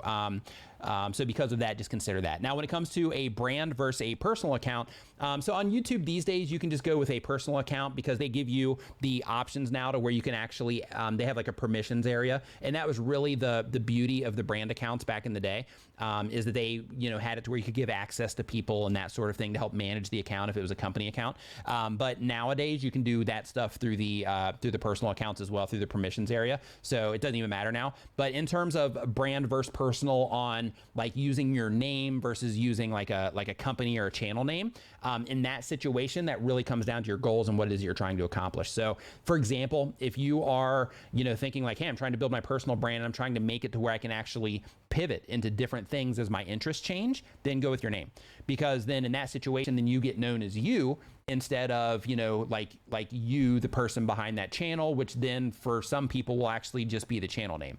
So because of that, you would say, okay, well, if I'm trying to, grow as me and I wanted to leave the wiggle room, if I want to change the content that I'm making, then going by my channel name or my actual name would be a win. But if you think of things in another way and you think, okay, well, I'm going to try to build a brand on YouTube. Since I'm building this brand on YouTube, this is something that I might sell. This is something that I might have other people come in and make content with me for, that kind of thing. Then in that situation, then I would definitely go with a brand version of YouTube and build everything around a channel name, get the website address, actually handle it, like an actual brand. And by doing that, then you're going to give yourself flexibility in terms of who's making the content and that sort of thing. And it also positions you in a way later, even though it's technically illegal to sell YouTube channels still get bought, like Disney, for example, has bought, plenty of YouTube channels and that kind of stuff. So those are some things that you need to be mindful of. Glad you're enjoying the content, by the way. Super Chat. ASMR Dream More says, hey, Nick, I pay $5. Please take 2 seconds to break and take a sip of your coffee. Thank you. And I will, actually. My throat's starting to get a little bit scratchy. That's where I'm mindful about, like, when I get my water or my coffee. Just for you, but that was also for me. Thanks. All right. So next question that we have here, I think I got all the super chats, and then I'm going to move back into the forum here and start answering some questions there, but I'm just making sure really quick I got everybody taken care of. Okay. So really quick, there were some that came through. Oh, there were a few. Okay. So Janice B Super Chat says that applied your advice, got 60 to 80 views streaming. Thank you. Awesome. Bam. High five, fist bump to you. Isha, again, hope I'm saying that right, says, I love StreamYard. Is there anything similar or cheaper? So StreamYard is great. In terms of similar, they do have a competitor called BeLive. Personally, I would always get this like popping sound with BeLive. Besides that, BeLive is great. But with my particular setup, I would get like this popping sound with my audio from time to time. And I don't know why. It only happened there. So because of that, StreamYard was like, hey, I don't get that problem here, so I'm going to use that. It has all the same, features and all that. So because of that, I personally am a big fan of StreamYard. But pricing, I think StreamYard actually might even be a little bit cheaper than BeLive also. But there are free things that are not like StreamYard, like Streamlabs that I'm using right now. And with Streamlabs, it's 100% free. And you can, change scenes. Like you can see, I'm adding like this kind of stuff in there, and I've got this in there. I've got, my question thing. I've got all these different things here for, different reasons to where I bring attention to different things, like Video Leap, for example. Same thing with Place It. And you can move your camera around, you can move the graphics around, set things up however you want. You can do pretty much whatever you want in that situation, so that you can, really customize things and really start making things, just give like a cool experience for the people that are watching when you're mindful enough to actually change the scenes. You can also add things like this. Like this be right back screen. I'm not really going to be right back, right? But I have that screen there, so in case, hey, I got to use the bathroom. If I forgot my water and I need to go fill up water, then I need to, make sure that I put that screen up instead of just leaving it with an empty chair, right? So there are other pieces of software that you can use. There's also something called OBS. If you're on a Mac, there's Ecamm, which isn't free, but it's cheap. vMix is another one. There's also XSplit as another one. So you have a lot of options out there for sure. Let's see here. The next question is TubeX and TubeBuddy the same? No, they're not the same. And TubeBuddy is an actual browser plugin for your YouTube channel, and it just smokes TubeX. So like in terms of the two, like TubeX is basically where you can go and you can check your stats, that kind of stuff. TubeBuddy is actually like a tool. Like you can actually apply the information to your YouTube channel. It actually integrates with your YouTube, like your creator studio and the front end of your YouTube channel as well. It integrates with it so that you can select like your upload defaults from a drop down menu, so that you can do like updates across the board on your video description, so that you can, click on a tag because you want to add that particular tag. When you're searching for opportunities for topics that you're going to cover, then you can go to their keyword explorer. You can start looking around there, and it's all like on platform. It's all integrated, so you don't have to actually go anywhere for it. Let's see here. Am I able to change my current account into a brand account? Is it necessary? Not necessary these days. I wouldn't even mess with it. Also, my links don't show on my banner, only 2 show other blank boxes. Okay, so you're gonna see an option when you go and you click on your customized channel page. You're gonna see an option of how many links show. So you wanna make sure that you have that selected to, I think the max is 5. So you wanna make sure that you select it to that 5. Now keep in mind, only one of them you can actually write something out. And the rest of them, even though you might have something written out, it'll only show the icons. Because it only shows one writing, so that it just doesn't fill out a bunch of writing across the top. All right, so next up on our list, now we're back into the form again. So if you have a question, make sure you put it in the form if you haven't yet. Super chat. PokeRev says, can you talk about exponential growth? There isn't much info online and you have firsthand experience. Once you hit 500K, you've been blowing up nonstop. Actually, since I hit like 10,000, I've been blowing up nonstop.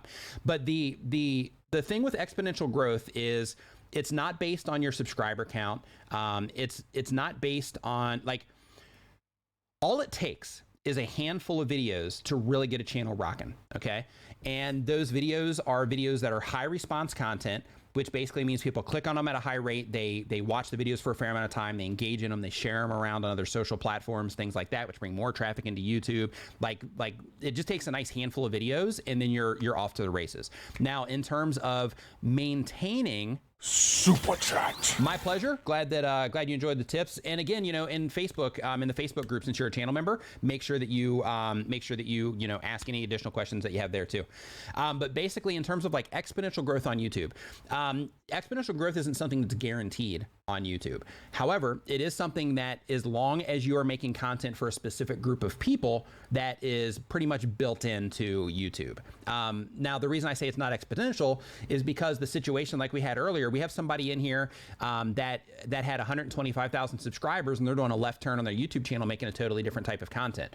Well, what's going to happen to them most likely is that they are going to end up, having a little bit of an issue, for a little bit of time, and then they'll be able to, pull away from that as YouTube starts associating their recent content with different types of viewers. But the idea is that you are making your entire channel that is for a particular type of viewer. And the win there is that as you add uploads to your video library, every single upload that you make is a good fit for the people that are coming in and watching your videos. And because of that, what happens is that every time you publish a video, you're bringing new people into the channel.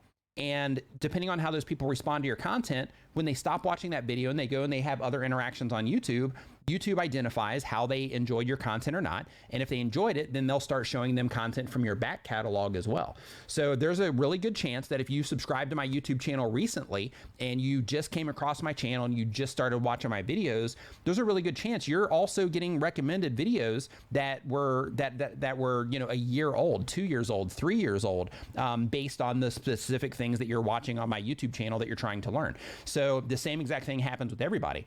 Now, what I want you to think about when you're thinking of exponential growth on YouTube is if I had 10 videos on my channel, YouTube wouldn't have that back catalog to show to you, you know, when you subscribe to the channel. So the thing that actually generates that exponential growth on YouTube is that you create a strong library of content that is aimed at a particular type of viewer or a particular audience, if you want to say it that way. But you create this big backlog of content, or not backlog, but this big content library. And with every single video that you put into that, you're making it bigger, which makes it easier. It's more doorways that you're creating into your YouTube channel. So right now, let's say you have 10 videos on your YouTube channel. Right now you have 10 videos that are on YouTube working for you, trying to bring people into your YouTube channel, right? Now, if you've been on YouTube for a while, maybe you have 100 videos on your channel. Well, now you just 10x'd your opportunity to have more people coming into your YouTube channel if all 100 videos are high response content. Now, if you take that to 500, then you just 5x'd that 100, right? So then you just increases your chances right there of having even more people come into your YouTube channel, because now you have 500 videos on YouTube that are getting put in front of people that, you know, some of those people will click, some of them won't, but you have 500 videos on YouTube that are out there bringing people into your channel every day. Now, in that situation, all 500 videos don't even have to be getting a lot of daily views. They just have to be getting some, right? So if you have, you know, one video that's getting 10 views a day over the course of the year, it's going to add up. If you have other videos that are getting, you know, 10,000 views a day, then over the course of a year, that's definitely going to add up. If you have, you know, a bunch in the middle that are getting, you know, 1,000 here, 100 here, 500 here, you know, then, you know, all of that stuff basically creates that snowball that really gets your channel rocking. And here's the beauty. The more and more people that come in, makes it easier for YouTube to identify the right type of people that are a good fit for your content. So with all these videos that you're uploading that are bringing new people into your channel, and all these videos that you have out there with all of that new content, all those new people, what you're doing is you're helping YouTube identify the right people that are a good fit for your content based on how those people are interacting with your content, the people that are watching it. So if this person over here watches your content and they enjoy it, then YouTube identifies that, and they also look at all the other things that that person's watching, all the things that they've been searching for, and a bunch of other things that they look at for that as well. But they identify, you know, the type of viewer that that person is. Well, if they enjoyed your content, YouTube notes that, so to speak, and then they say in their system, okay, who else do we have on the platform that has a similar profile to this person that is enjoying this content? Let's show the content to them and see how they respond to this content as well. See if they also find it satisfactory. And if they do find it satisfactory and then they end up watching more of your content, then YouTube identifies again, hey, this person with this type of you know, history, or this type of user watches this channel, they interact positively to it. Now this person watched the channel, they interact positively to it. Let's show it to some more. They're clicking on it, they're interacting positively, and it just keeps scaling out. So what you start doing is with all the different uploads that you're uploading, if you're targeting an audience, this is why we go so hard. That's why we're always talking about niching down and making content for a specific audience. If you have all of this positive activity going around in your channel, then YouTube is constantly just showing your content to new people that it's deeming as a candidate for your content. And that's where that entire snowball starts to happen. Roberto Blake says, momentum and a deep library of content with a good unified value proposition. Yeah, in a nutshell, right? So basically that summarized is, you know, make content for a certain type of audience that allows that to happen. By creating content for a certain type of audience or a certain type of viewer, you're giving yourself the opportunity for YouTube to work on your behalf to find viewers that are the most likely to click on and watch and enjoy your content. Super Chat. Enterman Art says, my channel focuses on documenting my progress when it comes to learning character design. I bought a course I'm working through. Is it okay if I show assignments in the course, or do I, as long as I give credit to the course's creator? As like an ethical thing, I wouldn't show the assignments in the course. If it's somebody else's course, I wouldn't do that personally, just on like the ethics side. If you did want to do that, which you clearly do, maybe contact the course creator and mention to them, say, hey, I'm doing this thing and I want to, highlight a specific section of your course. They might require you or ask you to put like a link in the description or something like that going to the course. But I would make sure you contact them first, because if it's something that you paid for and they have it behind a paywall, then by showing it publicly, you're, kind of giving insight into what's there. So because of that, I would definitely contact them first to make sure that they're cool with you, showing it on screen and showing people, the insides of what's happening in the course. All right, so next up on our list here, we've got another one that came in really quick, and then I'll get back into the form. Do I have a simple video that breaks down, hold on really quick, that breaks down community rules? Also, what's the safest way to do reaction videos to other videos and not get a strike? So anytime, just as a heads up, Tinkerman Mick, thank you, saying keep up the great work. So anytime that you are making content using other people's content, you're running a risk. So there is something called fair use, but that doesn't mean that the way that you're doing your content falls under fair use. So because of that, it's really important to make sure that if possible, you just don't use other people's content to make yours. Like that's where you win. Because like when you start using other people's content to do like reaction videos or to do mixes and that kind of stuff, then what can happen is like when you do get monetized, you're like, hey, sweet, I crossed 1,000 subscribers. I got 4,000 hours of watch time. And then you go to get monetized and YouTube is like, sorry, you don't qualify because you're using other people's content. And then you're like, oh, I didn't get a strike. I didn't get, any guideline strike, anything like that. But I just made it to where I can't monetize my channel now. So I just put in the last, 6 months worth of work trying to grow this thing up. Now I can't even monetize it. I'm gonna have to start from scratch if I want to monetize, right? So because of that, it's like I recommend that you actually don't even make content that is, based on other people's content at all. But in terms of the community rules, if you just Google for YouTube community guidelines, then it'll pop up. They actually have a thing that you go through there. Also, just Google for, just to make it easy, Google for YouTube terms of service as well, and go through all of that. You also want to Google for something called, just look for like Google help pages and then look for YouTube within that. Just a plethora of information in there, and a lot of questions get answered, within there as well. All right, I'm gonna jump in this form here really quick, and I mean it. So LDK Plus Max says they upload every other day. They do gaming content. The goal is to grow. Says I got a warning and my repeal was denied, but I can still do one from the PC. Is it possible to send more than one request? I wouldn't. If you lost, then you lost.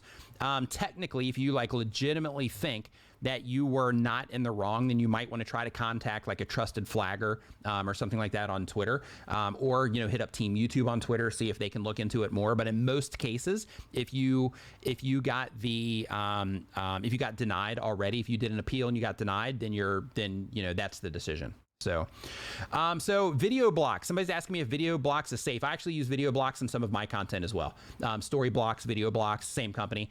Yeah, I use them in some of my stuff. I use them in some of mine as well. Just one thing to think about is I know that some people have had some issues using stock content just in general, just because a lot of channels use like a specific thing and they've gotten hit for like reuse, that kind of thing. But typically, yeah, like, just stock clips in general, as long as you have the rights to use it, so that if you did get a violation for it, so you can actually submit, hey, here's a license for this, then in that case, you're totally fine.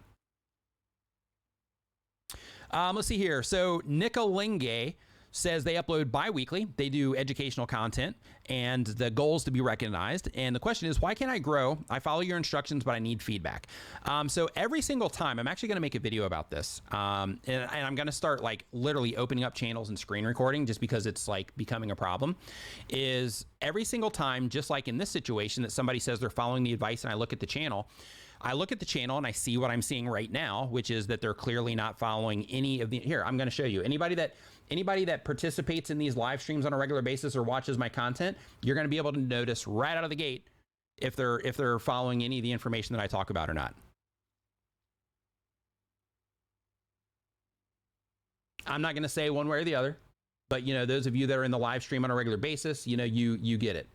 So yeah, that's like a 99.9% of the time thing. So what you need to do is watching one video and applying one video isn't enough. Like, you got to do all the stuff, and not only the stuff that I talk about, but you also have to dig into your stats yourself so that you can also figure out how this stuff applies directly to you and how your specific audience, responds to this sort of thing. So because of that, you have to make sure that you are not just looking at one video and then thinking that you apply all the stuff, because when you think that you apply all the stuff, what you're doing is you're actually kind of handicapping yourself, because you think that there's nowhere to improve. You think that you're doing everything correct. Whereas we all, like, I've been doing this for years and I'm still working on improvements. I'm still trying to make better titles that will get you to click on my videos more, right? I'm still trying to fine tune the topics and fine tune how I'm communicating in the videos so that you'll respond better, right? And I've been doing this for a long time. I've got over 500 videos just on my personal, 400 or 500 on my personal YouTube channel, or on this particular YouTube channel. And out of all those videos, like, I'm still trying to get better. I'm still trying to, improve how you respond to the content and make better content decisions. So, like, thinking that hey, I'm doing all the things. As soon as you start thinking that, then what you're doing is you are making it to where you're not giving yourself the room to see improvements, to see where you can do better. So because of that, never think that you know it all. Never think that you're doing all the stuff, because we all constantly, we all have places that we can improve. Karma Cashflow says, hey, Nick, how often should we change our channel banner? I heard that we should do this every once in a while. Is it even necessary? It's not necessary at all. So in terms of changing the channel banner, the only reason that you would change your channel banner is if your channel banner doesn't make it clear of the type of content that you offer on your channel. Besides that, once you get that solidified, you are good to go. There's no reason to change it unless you're doing like a rebrand, or if you just get bored of it yourself. So there's no, like, you need to change your channel banner or anything like that. Not at all. Fully Involved Media Group says, you always learn different things every Saturday. Every Nimminati Live is a different week to week. Thank you for that. And absolutely it is. And the cool thing that I like about this every Saturday is, one, hanging out, but two is that, of course there's some crossover in the questions, but the one thing that's really cool about this on my end is that I get to see here, like, in real time through the questions, through the super chats that come in, I get to see, like, what's on everybody's mind right now. What are the main things that people are trying to work on? What are the main things that people are trying to, trying to focus on? And it's not just views and subscribers, because that's built in. But, when people are asking specific things, it gives me insight into, like, okay, these are things that, people are caring about right now, when I start noticing that they pop up a lot, which helps me make better content for you as well.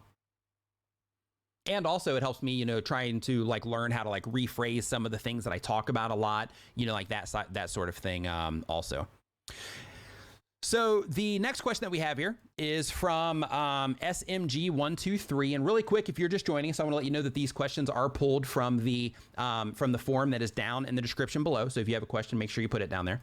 But this is from SMG123, and SMG123 does comedy content, and the goal of the channel is to make it their career, and says, what is the best paid app for Android for editing videos, etc.? So if you're on an iPhone, I recommend that you use Video Leap right here. Nope, right there. If you're on an Android, a great solution for Android is KineMaster. There's also another one called VLLO, and VLLO I think is free. But in terms of a paid app, yeah, KineMaster. If you're wanting to spend money, KineMaster would be the one. Super chat. Kong Gaming Power Director is also pretty good. Kong Gaming YT says, could you do a quick analysis of my homepage? I'd like to know where I could improve. So actually, at this moment in time, I'm actually not looking at channels. I just happened to pull that one up just to kind of make a point, really. But I'm actually not looking at channel pages today. I'm actually considering doing, and let me know if you want me to do this. Just give me a hashtag yes if you want me to do this. I'm thinking of having like a random stream. It'd be scheduled, but like a random stream that's like off of Saturday, to where the entire stream, maybe once a month, is just like, hey, I'm going to look at your channel page and I'm just going to give you kind of like the channel reviews that I used to do. But just, a quick, hey, I'm going to look at your channel page, give you a quick overview of like how I understand the type of content you make. If I think that you could, workshop your titles a little bit better, like that kind of stuff. If you think that I should do that, if you would get value out of that, then definitely give me a hashtag yes. If you're like, I'll be cool just with these live streams, then just give me a hashtag no, just so I can get some feedback so I can know if that's something that you would actually care about or not. Because typically, like when I go, like when we used to do the channel reviews here live. All right, good. We got a lot of yeses in here. Fantastic. Okay, yeah, we'll do that then. Okay, good. Yeah, sweet. Yeah, when we used to do the channel reviews here on a regular basis, we do them every Saturday. And basically what we would do is we'd be like, okay, you know, we're going to start doing the channel reviews, and people start super chatting so they can get theirs in the front of the queue. Next thing you know, we've got like 3 hours worth of channel reviews to do.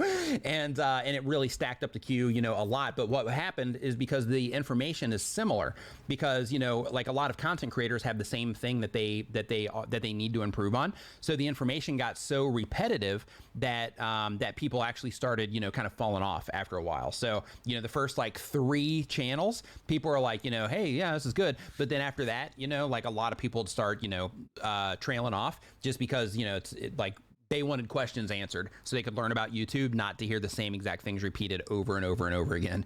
Yeah, D is like, PLZ review my channel. Yeah, so okay, yeah, so you know what, I'll start doing that like once a month somewhere. Maybe I'll drop it on a like Friday or something. Not sure, but I'll figure it out. I'll do it. Maybe we'll just do it for like an hour or something, and we'll have like a how many channels can we get through type of thing in that situation. Yeah, the chat was moving on that one. Yeah, good. Love it. Okay, so next question that we have here is, let's see here, is from SXGARR. SXGARR says, let's see here. I upload because it's been a dream of mine since I was very young, and I've always loved editing in Roblox. So I decided to start because I have a lot of time on my hands right now. Are there any tips that you would give me to help me grow faster? As there are loads of tips on your channel that you give, but any tips for me specifically? Yes. If you want to grow faster, learn how to use your YouTube analytics. Learn how to look at the information that's being presented to you in your YouTube analytics and interpret that information so that you can fine tune the stuff that your audience cares about. Because what you're going to notice is you're going to put out one video, it's going to do great. Another video, it's going to be like, it's not going to, it doesn't really keep up with the other ones. Of course, you know, there can only be one winner all the time, right? But you want to make sure that you're always putting out content that the people that are watching your channel care about. And you can identify things like that by looking to see how long people are watching your videos, by seeing to make sure that you're hitting the right sources, right? Like, okay, when this is being shown on subscription feeds, how do people click on this in their subscription feed, because those are subscribers compared to the other videos that I have on my channel. You can also see like different traffic sources that you're getting your traffic from. So you can say, okay, my videos I'm getting a lot of traffic from search, but I'm not getting any from the other sources. So I need to make sure that I'm working some content into my channel for the other sources, or that I start packaging my content in a way to where I can actually double dip the traffic sources to where it's good for search. It's good if it just happens to somebody on YouTube, and so on. I actually talk about that in my course. I've got a course coming out. I was actually going to go into beta yesterday, but I'm actually putting a little bit more information in there for you. But if you want to be notified when we go public on that, so the beta, that's going to be offered to channel members only, and that's going to be happening this coming week. However, the public version is going to happen in about 30 days after the beta happens. So if you want to be notified when the course comes out, make sure that you fill in the information, or you click the link down in the description for that. It's near the top of the description, and put in your email so I can let you know when we go live with that course. But let's see here. Yeah, so tips on your channel specifically though is, you know, learn your analytics. Also, for everybody, you know, it's important also to make sure that you sit back and you think about, and I mentioned this, I think in my last video, it's either my last video or the video that's coming out on Monday, to where I talk about, you know, just sitting back and looking at what it is that you're doing on your channel objectively. Like, pretend that you've never, that you don't know who you are, right? Which is going to be a little bit tough, but pretend that you don't know who you are. Pretend that you have no idea what the video content is about. Pretend you don't know what the video is about, and look at your thumbnail and your title and how they work with each other, how they work together. Look at your thumbnail and title and think to yourself, why would somebody click on this? Why should somebody even care to click on this? Why would somebody be triggered to click on this particular thumbnail? Is it because I'm helping them solve a specific problem? Is it because I'm building up anticipation with how with how my thumbnail and title work together? Is it because I'm being very explicit in exactly what it is that they're going to get from me and how I'm putting my thumbnail and title together? Like, what is it exactly? And the reason it's so important is because you need to be able to define when you're putting your thumbnail and title together exactly what it is that would cause somebody, or in your mind, what it would cause your audience to click on that particular thing. Because if you can't define that, if you can't look at it and say, yeah, you know what, I think this would get me to click, or yeah, I think this would get somebody to click. If you can't identify that thing after you remove yourself from it, after you remove the idea that you know what's happening in the video, yeah, I think this would get somebody to click on it because of X, Y, Z. If you can define it, then you're going to be miles ahead than if you can't define it. Because if you can't define it, it's going to be really hard for other people to see it as well. So because of that, you want to sit back and think, I'm going to look at everything that I'm doing on my channel, how people could possibly use YouTube in order to find my content. I'm going to look at, once they're on my video, all the different places that they could click to watch more content or subscribe to my channel. I'm going to look at my actual channel page, and I'm going to look at that as like I've never seen it before. And I'm going to think, okay, if I'm on my channel page and I'm trying to find content that I care about, what would I do, right? Maybe you would click on the videos tab, and then YouTube's got a big bunch of content in there for you. Maybe you'd scroll down the page so you can find content that's more organized, right? But you want to start looking at those things. Okay, now that's how I would use it. How would somebody, what's the option? What action can somebody else possibly take that would also make it easy for them to find my content, right? And start looking at everything you're doing from that lens. And like right out of the gate, you'll start getting better at YouTube just by doing that. Welcome to the Niminati. Damon Warren, welcome to the channel membership. Welcome to the Niminati. Make sure next time you're on Facebook, you look for Niminati VIP. When you are requesting access to that, make sure that you fill out all the questions on the way in, because that's how I verify, that you're a channel member. So make sure you fill that out. Also, make sure that you look in the community feed, because there's stuff here on YouTube for you as well. And make sure once you join that Facebook group, you join in the conversation. A lot of great conversations happening in there. If you have questions about anything, definitely feel free to ask. I don't go and look at channels directly. If people are like, hey, will you look at my channel and give me some tips? I don't do that. But one thing that I do is, like our last live stream, for example, I posted a thing saying, hey, I'm doing a live stream and I want to kind of cater the stream to the problems that you're having. So post links to your channel. And then I went through and I looked at all the people that responded. I looked at all their channels, and then I went in and gave specific things that, each of them could do, that kind of stuff. So just make sure that you are, participating, because it can definitely be advantageous. Super Chat. Drawn Out Beat says, hello once again, Nick. What's up, Drawn Out Beat? Says, one of my videos on my channel has reached 1,000 views for the first time. High five, fist bump to you. With high audience retention. What's the best way to capitalize on this video's success? Okay. So if this was your last video, then in that situation, you want to look at exactly what it is that you made that video about. Because what you want to think about, and I'm not sure of the content on your channel. I'm actually going to just look for myself really quick.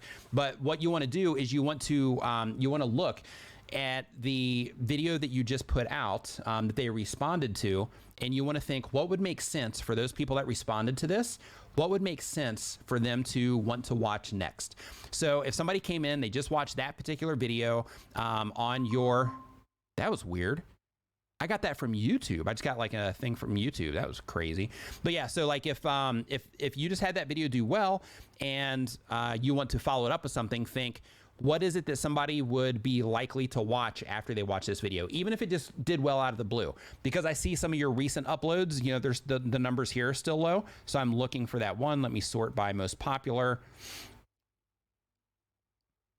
Okay, so this one here is like Lewis Workout, Mystery Skills, Fan Comic Dub. So I'm not sure who Mystery Skulls is, but if you have this video on Mystery Skills, Fan Comic Dub, what that's telling you is that people are interested in that particular thing. The people that YouTube showed that video to, they are interested in that thing. So because of that, as long as you're still getting activity on this, because I see that you uploaded this a year ago. So I'm not sure if those have been accumulated over time or if you just happen to get a spike.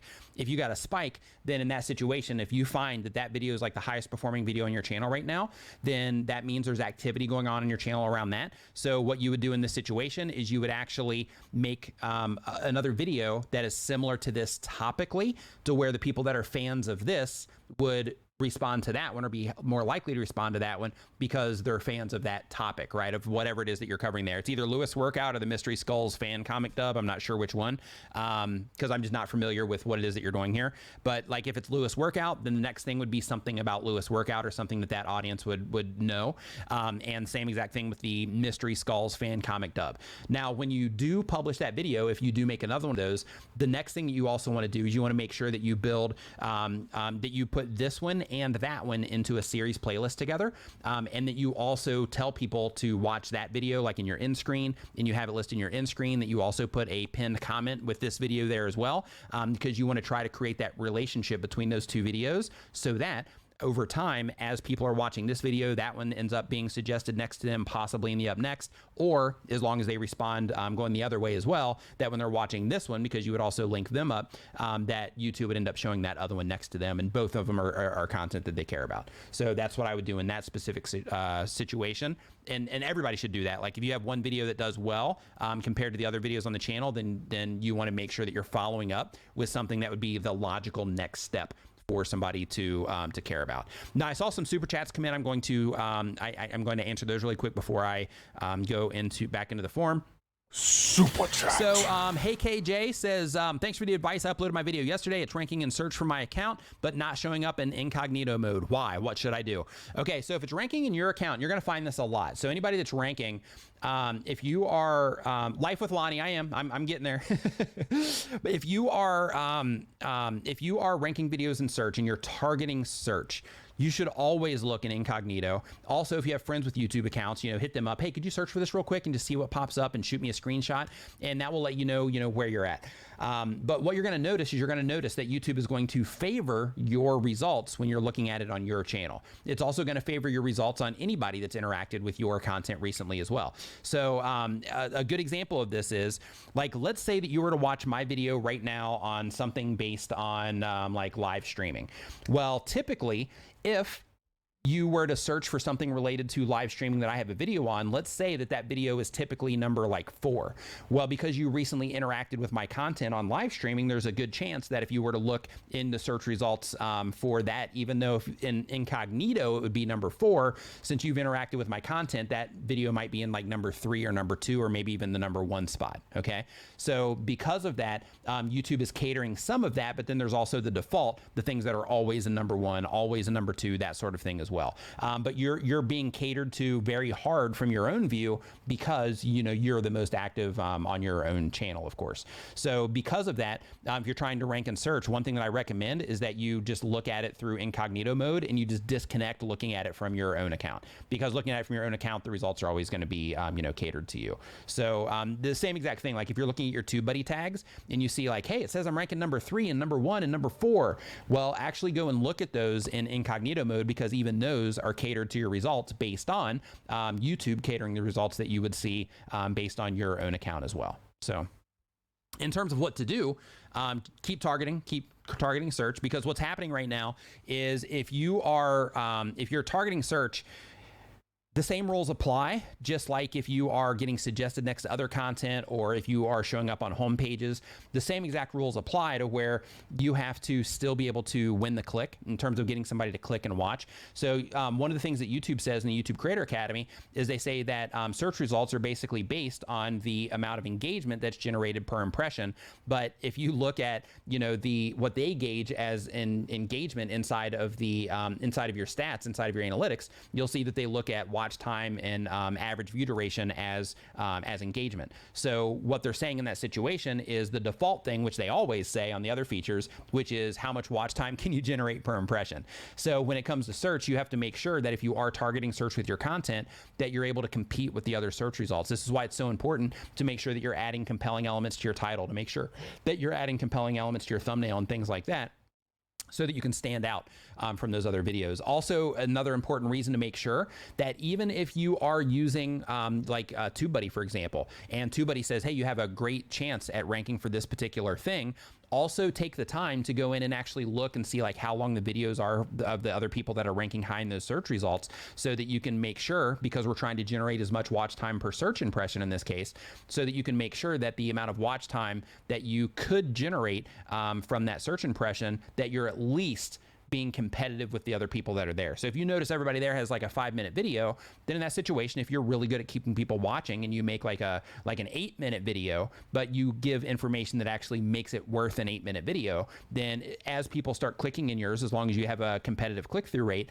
as people start clicking on yours, then if they start watching your videos for, let's say, 6 minutes, but everybody else is capped at 5 because that's the most that they could possibly watch from those, then in that situation, you're giving yourself that opportunity to create more watch time per impression, which then could help you, go up higher in the search results. So it's a little bit more nuanced than that. And there's, of course, more involved in terms of people subscribing and come back to the channel or sharing your content, things like that. But the idea, though, is that you need to make sure that you're generating as much watch time per impression for whatever it is that you are, whatever traffic source it is that you're going for. So what you want to do in that situation as well is, even though you might not be ranking there in incognito mode, you also want to see if you are getting any search traffic from from YouTube at all. And you can do that by just looking in your traffic sources for the videos that you have that are targeting search, so that you can make sure that that you do have a fair amount of click-through rate, a competitive click-through rate, and you also make sure that you are getting a fair amount of watch time from search as well. Because inside of your analytics, you can actually break it down on your search traffic, your homepage traffic, your suggested traffic, your subscription feed traffic, things like that. So that's definitely something you need to make sure that you're paying attention to, especially if you are trying to rank videos in search. Super Chat. The Pogue 2 says, my wife and I have decided to give it a shot after discovering she had a life-threatening brain tumor. Just finding you today. Any advice is helpful. So here's the thing. YouTube is very complicated. It's also very easy.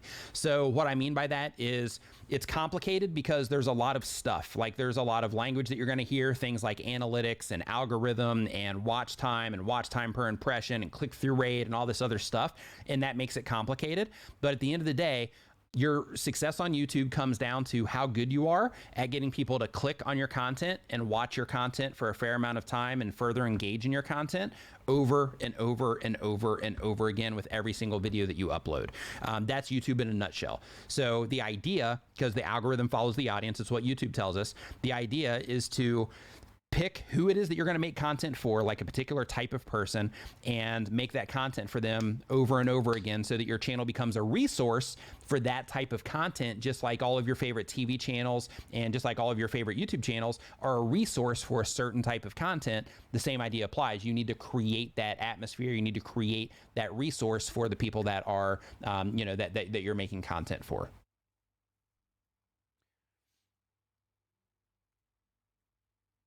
Okay. Now I'm going to do a quick refresh here to make sure that I didn't miss any super chats that came in, and I think I did. So I'm going to answer those really quick, and then we're going to get back into the forum. So Salty Malric says that I was thinking, when would be a good time to do a partnership video, and would it be a great idea when you are STA out, when you are stay out or wait?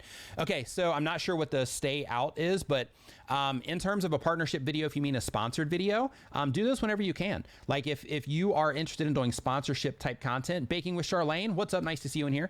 If you're doing sponsorship content, then yeah, you should start doing that as soon as you possibly can. And the sooner you start doing it, the better you're going to get at it, because there's processes involved. You have to either reach out or you have to respond to the emails that are sent to you.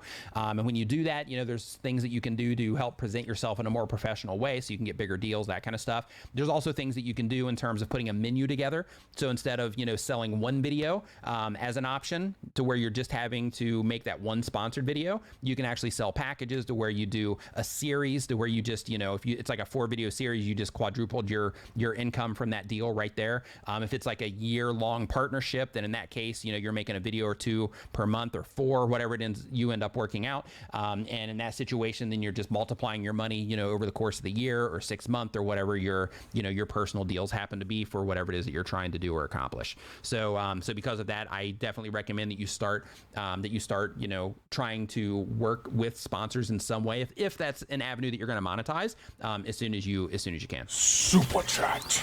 I am from the Ohio is my state. So let's see here. Next up on our list, we have Josephine. Josephine says, besides channel reviews, could you do the same on a video basis? Because that's where the issue lies with me and maybe other people as well. So what she's referencing is when I was asking the question about channel reviews, is on the video basis, the problem comes with music. Because, for example, let's say that I am looking at a video and they have a music service that they're paying for that lets them use a particular royalty-free song. For them, not a big deal. They're paying for the service. Their channel's whitelisted. They have the license for the music, that sort of thing. But I pop it up on my channel, and because I don't have the rights for that, I get an instant takedown, and I get an instant strike that I have to spend time out of my day and time away from the things that I do to create content for content creators. I have to take that time out in order to fight that dispute and try to get it resolved. So because of that, I can't really do that on the video side for the sake of having to deal with things like that. And if you don't notice by the things that I always recommend to other people, I'm extremely sensitive about everything that happens on the channel because, you know, it's an asset. It's important to preserve, you know, all the work that's been put in here. So because of that, I have to be really mindful of that sort of thing when it comes to things like, you know, watching other people's videos on the stream. So that's why I don't do the actual videos. Glue Guns and Roses says, my super chat question was missed. You're the best. Thank you. Let me scroll down here. Okay. So Glue Guns and Roses says, how do you find a freelance editors? Tips on where to search, type of editing work that you usually do well with YouTube videos. I'm clueless, and so are many peers. So when it comes to a freelance video editor, the very first place that I recommend is to poll your audience. So see if there's anybody in your audience that is also or that knows how to edit videos, because those are the people that are already watching your stuff. They're familiar with what it is that you're doing. They're familiar with you. They're familiar with how you put your content together already because they're already watching it. So you know they're gonna be more in tune with what it is that you're doing. But if you can't find somebody in your immediate audience that's that can edit your videos for you, then in that situation, there's services like Upwork, Upwork.com. And with Upwork.com, there you have to fill out like a form, you know, letting people know exactly what it is that you're looking for, and then they actually bid on the job.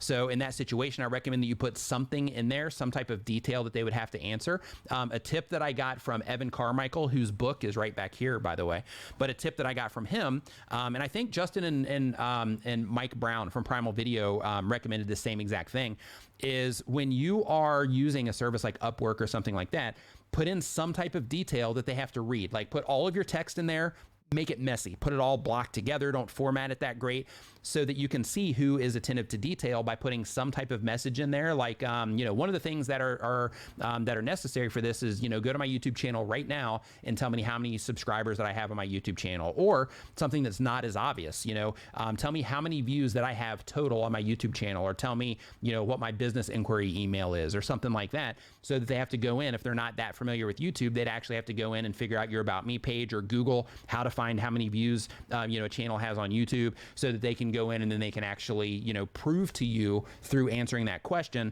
that they have, one, read your messy stuff, right? So they really want the job, but two, that they're also attentive to detail in terms of, you know, seeing that because, you know, they read through that whole thing, and three, that they actually go through the instructions and do the thing that you are, you know, wanting them to do, which means that they also follow instructions, you know, as well. So the people that don't do those things, you can immediately disqualify them and not even reply because they didn't go through the process of actually doing what you're asking. And then the people that did, those would be where you would actually start that process.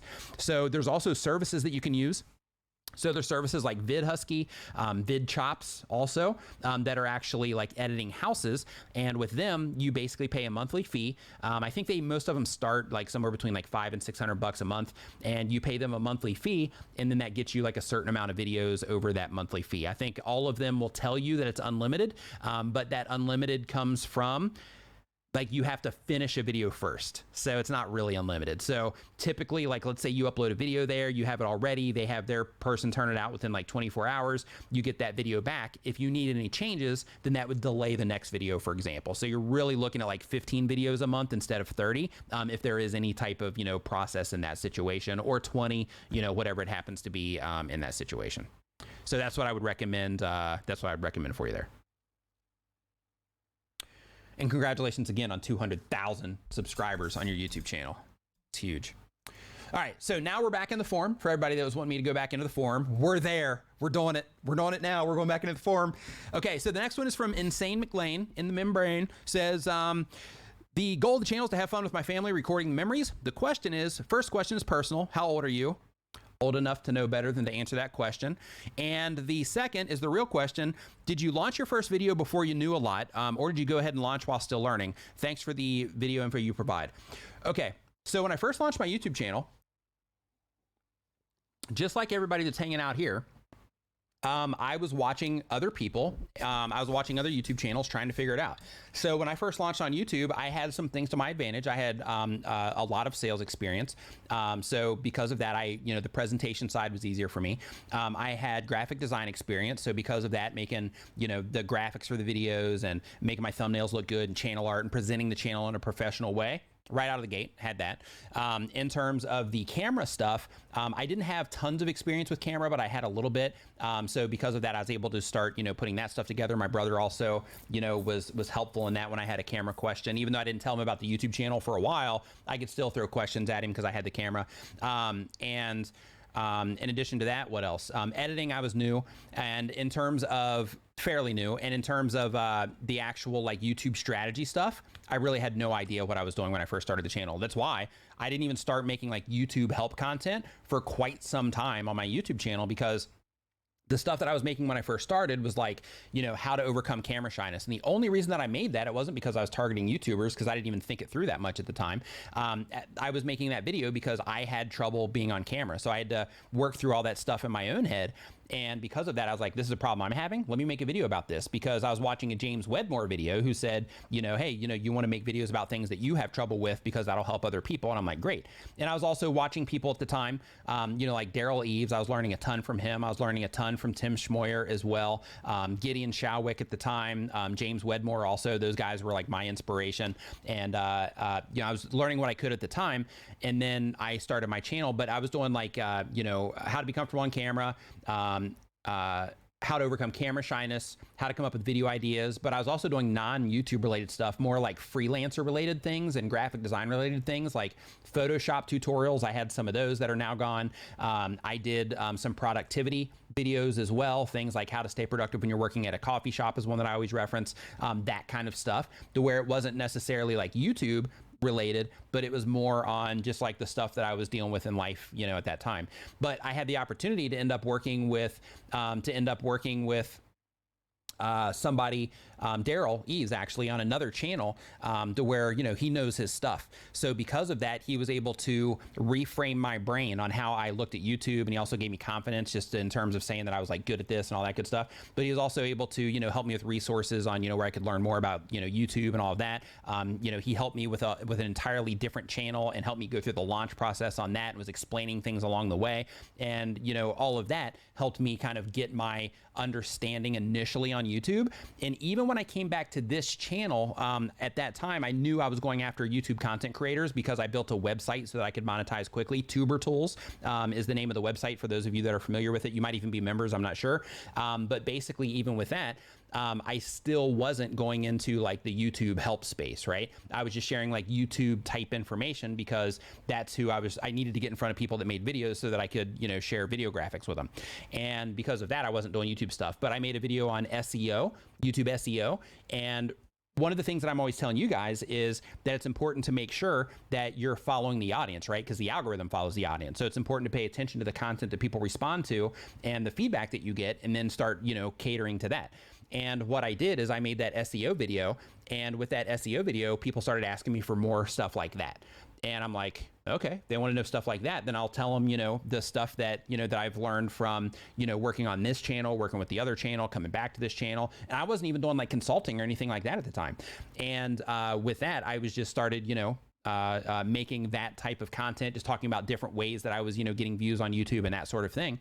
And then everything just kind of evolved into people hitting me up to work with me. And then I went through the process of getting certified on YouTube, and, making sure that, because I was obsessed with this at the time too, and I had left my other business to actually go all in on YouTube. So constantly just consuming information on YouTube and learning about it and testing stuff on my channel. And then when people started reaching out for consulting, initially I didn't even do it. But then people started reaching out, and just as a heads up, I'm not taking any clients at the moment right now either. I've actually taken a break on that to finish my course, which a link to that course is in the description below. It's going to be opening soon. And then I'll get back to consulting, but for now I'm taking a break. But basically with the consulting, people started reaching out asking me, hey, do you do in consulting? And I'm like, no, I don't. And then people kept asking. So I'm like, you know what, let me just help somebody out and see how it goes. And then I started consulting. And when I started consulting, I started like really helping people out and like seriously getting results for people. So I was like, wow, I'm good at this. So I started, doing that on a regular basis. And then I started helping like person after person after person. I'm like, wow, I'm pretty good at this. So because of that, I did consulting for a nice amount of time. And even with consulting, when I was first starting with the consulting stuff, I was actually really low price. So the people that got in at that point in time, like they got a steal. And it wasn't until I had a conversation with Roberto Blake, and Roberto Blake, he's very transparent. He's like, hey, this is how much I'm charging. These are the types of things that I offer with my consulting and the different things that I'm doing. He's extremely transparent. And that conversation encouraged me to double my prices. And I did. And people still kept, coming in. That just helped me kind of thin down the amount of people that I was working with at a time, which is great, so I could focus more on each individual client. And then I doubled it again after that and doubled it one more time after that. And people, still kept coming in. So basically the win with all of that, I also did a lot of channel reviews too along the way. And the win with all of that stuff is it basically took all of the information that I had that I was biased to, which was what was happening on my current channel and what was happening on the channel that I used to work on, because that's all the data I had access to at the time. It took all of that and it made it to where instead of saying, well, this is what works, to where I could identify that, wow, this works here, here, and here on these types of channels, but it doesn't work over here. So I need to change the way that I'm sharing this information with people, because the things that I'm learning now, that I'm getting access to more and more and more and more data from all these different types of channels, now I can see a much bigger picture on the things that work compared to the things that don't work. And it also gave me an edge because I could also apply things that I was discovering with clients and, through reviews and stuff like that. It could also, I could also take some of that information and apply it to what I'm doing as well, which was also a huge win there. So all the way across the board, like it's just been, like one step after the other, but just like, most of the people that are in the chat right now, like when I first started on YouTube, I had no idea. Like I was just uploading videos and my only thing in my mind was I need to get some email addresses from YouTube. So my very first video, I had a link in the description where you could download like a guide. And I started collecting emails from that very first video. But outside of that though, I didn't have like a solid plan. I didn't have like a specific target, anything like that. But once I took the information that I learned from working on the other channel and I started applying it here, and then once I started working with other people and I started applying some of the stuff I was learning there with them to what it is that I'm doing, then that, really, it's great. Worked out great. Super chat. So Insane McLean, that's my story. Insane McLean says, hey, Nick, I had to leave for an hour. Did you happen to respond to my question in the forum? I think it's actually in here right now. Yeah, it's actually up on the screen right now. So yeah, I'm actually responding to it right now. I did, but I will do it again here really quick. Yeah, that's the whole thing about, did I know a lot or did I just go ahead and launch while still learning? That's what I was just talking about, all of that. Okay, so Salty Malric says, steps on asking other YouTubers to do a video with you. Steps on collaborating. So when you're trying to collaborate with other content creators, make sure that you approach them with a plan of some kind.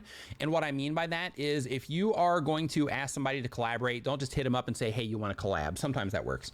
But if you're trying to collaborate with somebody, go ahead and put a plan together and hit them up and be like, hey, I put this plan together for this content, and I think that you would be a great fit for it. I'd love to collaborate with you on this. This is the thing. So, let me know if you'd be a good fit for this collaboration or not. And, if they do it, hey, what's up, Heidi? Nice to see you in here. If they do it, hey, what's up, Katia?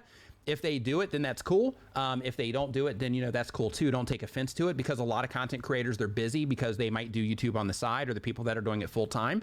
They're also busy because they're doing their YouTube channel. They're also, if they're full time, they're also doing other things around the channel as well behind the scenes that you don't see. That can also take up a lot of time as well. So because of that, just know that, not every person you reach out to is going to collaborate. They might, but in most cases, not so much. Let's see here. All right. Next question that we have here on the list, so I can get into the forum questions here. We're just rolling along today. And I think, yeah, we're like 500. Are we still like 500 and something? Yeah, we are. We're like 500 and So I just want to give a high five and fist bump to the mods for holding it down. Thank you so much. And everybody that's new to the stream, just as a heads up, what I'm doing here is I'm answering YouTube questions. So the idea isn't like, you know, hey, here's what's up with my life and what it is that I'm doing. I'm actually answering your questions about what it is that you are trying to accomplish on YouTube in terms of like growing your channel or, you know, collaborations, that kind of stuff. And the idea is that in terms of the stream is that even though you might not have a specific question right now, I do encourage you to hang out for at least a little bit, because in a lot of cases, like people have mentioned in the chat earlier, in a lot of cases, you know, somebody might ask a question here to where, you know, it's a question that you didn't really even know that you had, but then you would be armed with the information so that you know how to approach a, you know, specific issue, so to speak. Christian Reddy, Launchpad Astronomy. What's up, dude? Nice to see you in here. Okay, so next up, Scully's House of Thrillers. What's up? So next question that we have here, we already got through the Insane McLean one, is from Kai Codes. Kai Codes says that they have a tutorial regarding programming channel, and the goal is to help people reach to their software developer goals. That's cool. And the question is, what controller is it that you have above your keyboard? Oh, this is a Rodecaster Pro. Basically the Rodecaster Pro, it is it's an audio interface, but it's also a podcast recording thing, because I have a podcast as well. Link in the description, but yeah, I have a podcast as well, and this is basically that. It'll also trigger sound effects like some of the things that you hear like this. Super chat. Right? That kind of stuff, to where I can, you know, trigger it.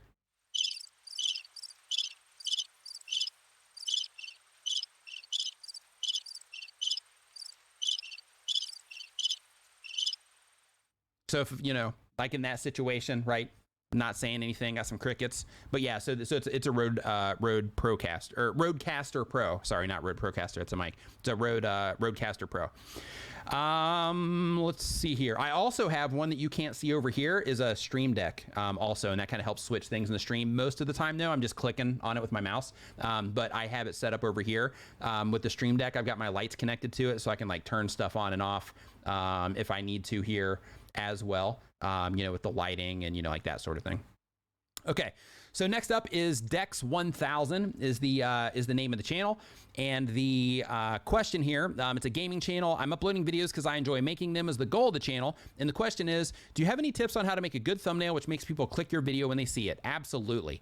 So the idea when you're making thumbnails is you want to make sure that first off, if you're using text, which you don't have to, but if you're using text in your thumbnails, you need to make sure that the text that people do see is big, bold, and easy to read. So you don't want to use like really small text or a bunch of small text. You want to use, you know, big, fat, thick text so that it's instantly easy to comprehend as soon as somebody sees your thumbnail, what your video is about, if you're using text in it.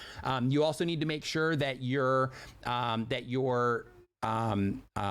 thumbnail and title are working together and that you use them in that way.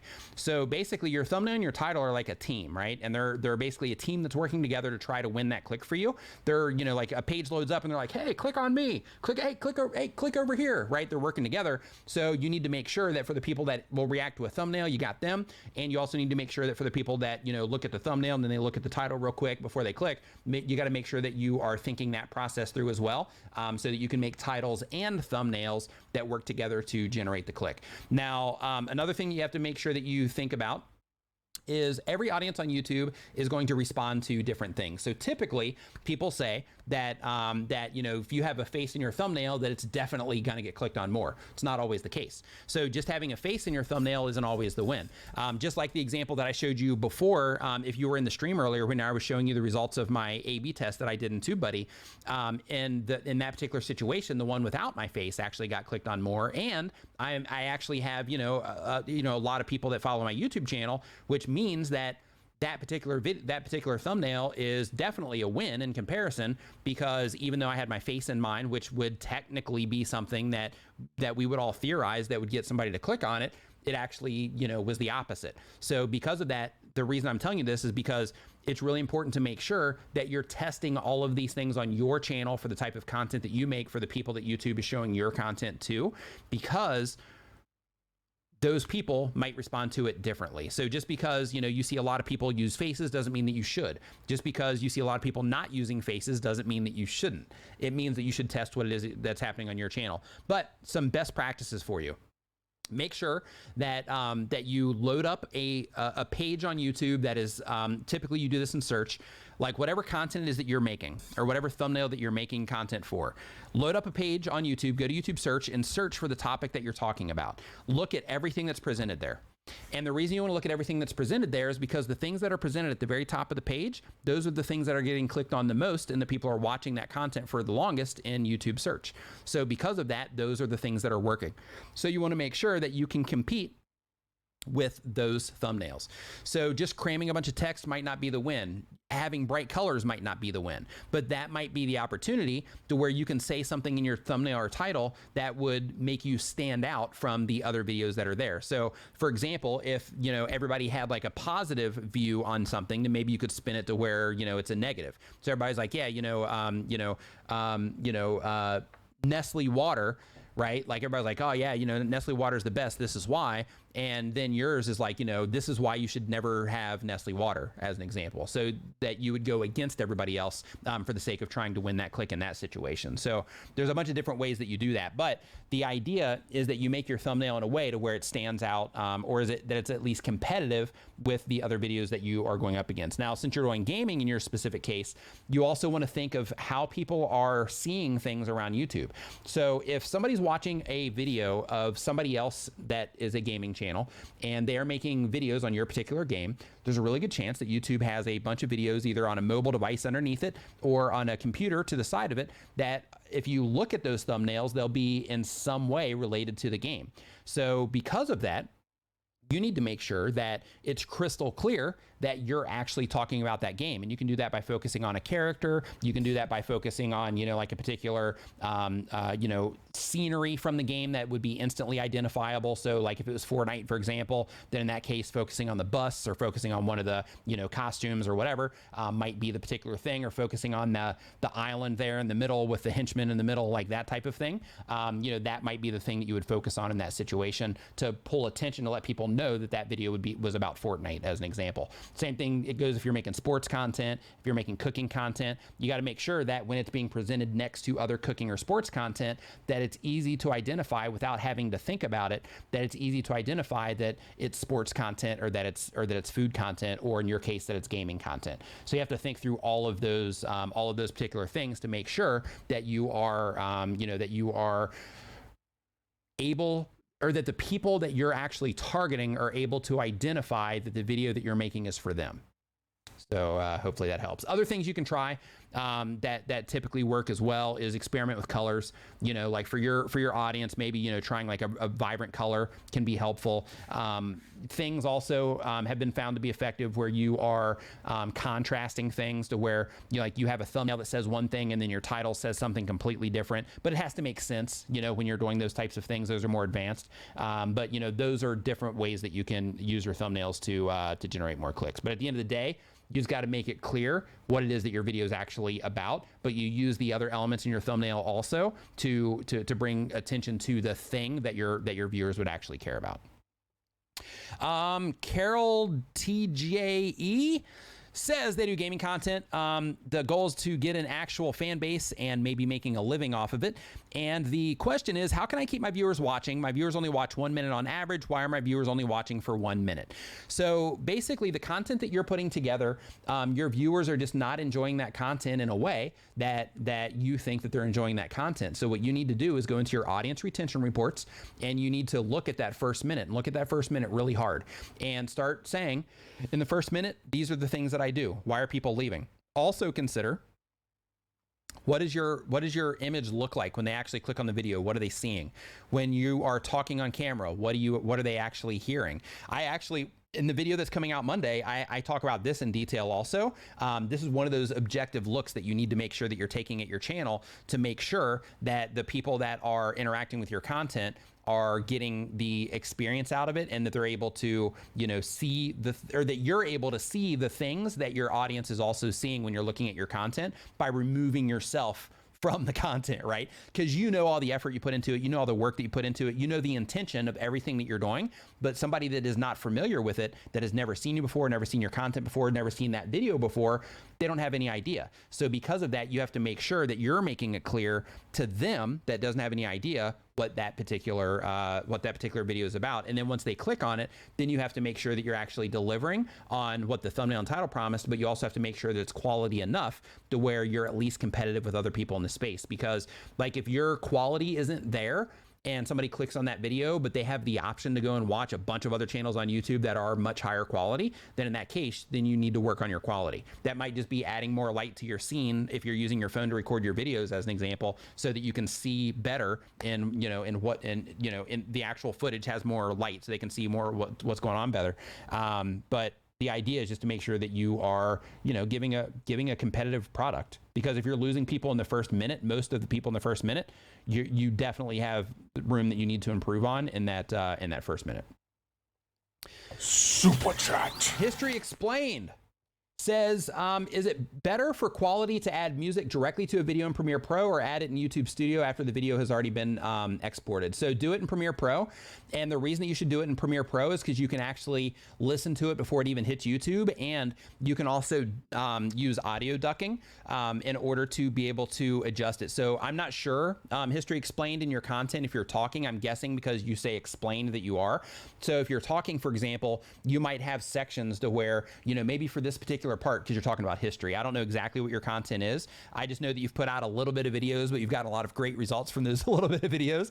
But in terms of your content, let's say, for example, if you're talking about some battle that happened, then in that situation, maybe you had some, if you did it in Premiere, you could have like the audio swelling just a little bit, have some like epic battle music that you have playing, and you have that, you have the audio just slowly swelling as you're talking about it, and you can actually use it as part of your editing to intensify the experience that people are having when they're watching it.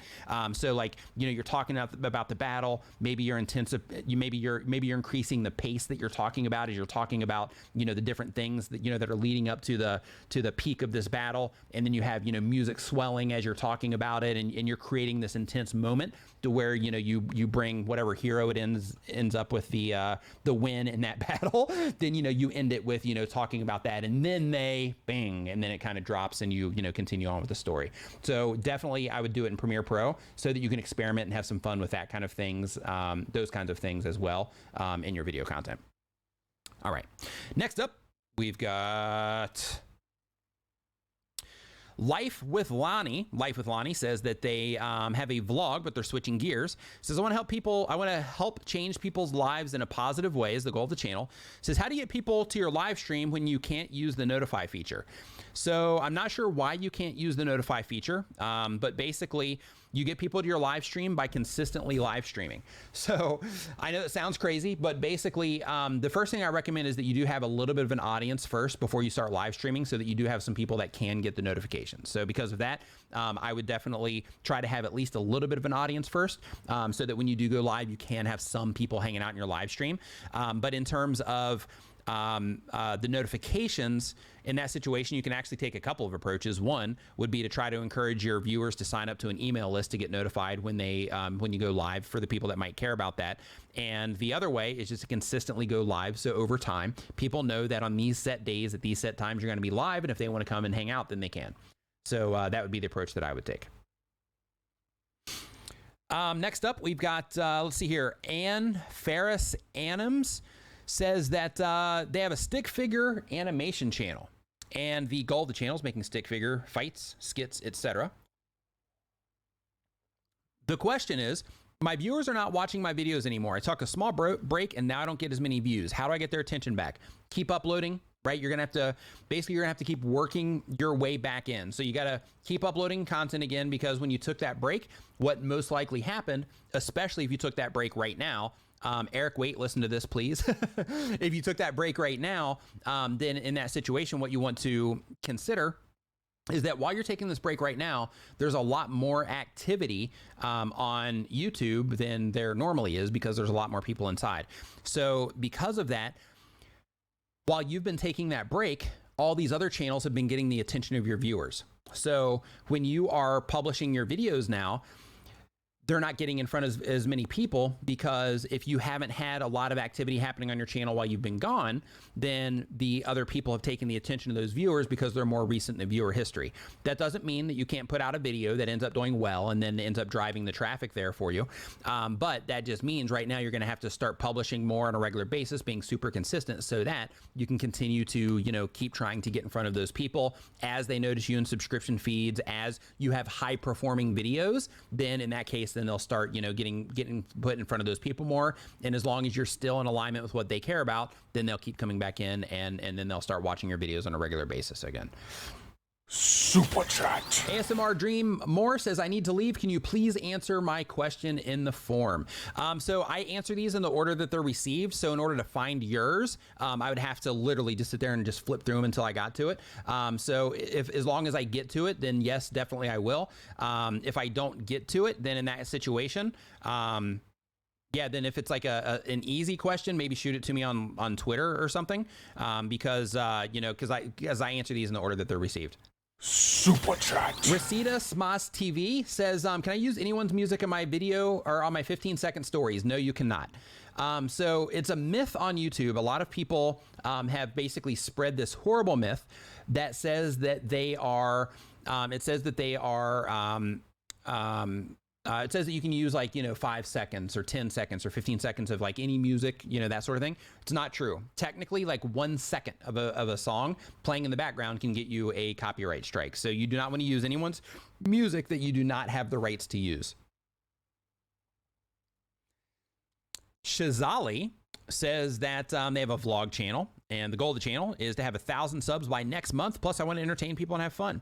The question is, what's the best way to optimize my channel so I can grow faster? Plus, I upload my first video this midnight. Okay. So the very first thing that you need to make sure that you are doing is making content that people dig. And since you're not uploading your video until midnight, you're not going to know how that works out until you upload this video at midnight. You could end up being one of those channels that publishes that first video, and then you're off to the races and you are just crushing from that point forward.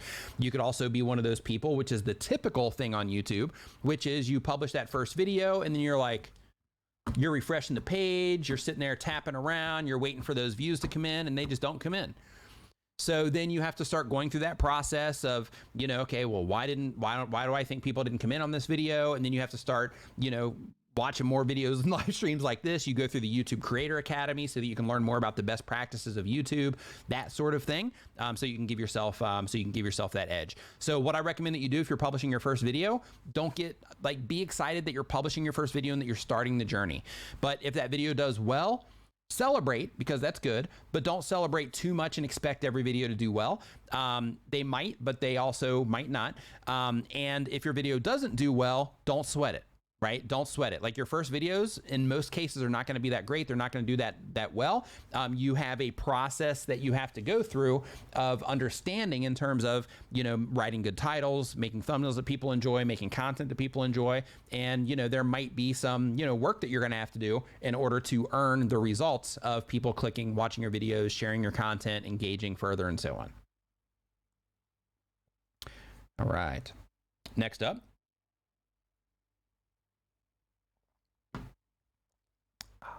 Just Beef 123 says they upload every other day. Gaming channel. Goal is to reach 1 million subscribers. Is there a way to get people to just find your channel faster? Yes. Make excellent content. Excellent content that people, when they click on it, they're like, oh yeah, this is great, right? Excellent titles and thumbnails in terms of people click on them and they click on your thumbnail and title at a very high rate. Do those two things. If you can do that right out of the gate, your channel is going to do well right out of the gate. If you can't do that right out of the gate, then you're going to have to go through the same process that all of us went through and that all of us are constantly still going through, which is I got to keep going to my analytics, got to still keep taking notes. I got to still keep trying to, you know, figure out how to make this better and better and better, because that's part of the process. So in terms of those things that you do to get better and getting people to find your channel faster, it really comes down to just your ability to make content that people respond to from the outside in terms of your thumbnail and title, and to also make a great piece of content that people really enjoy.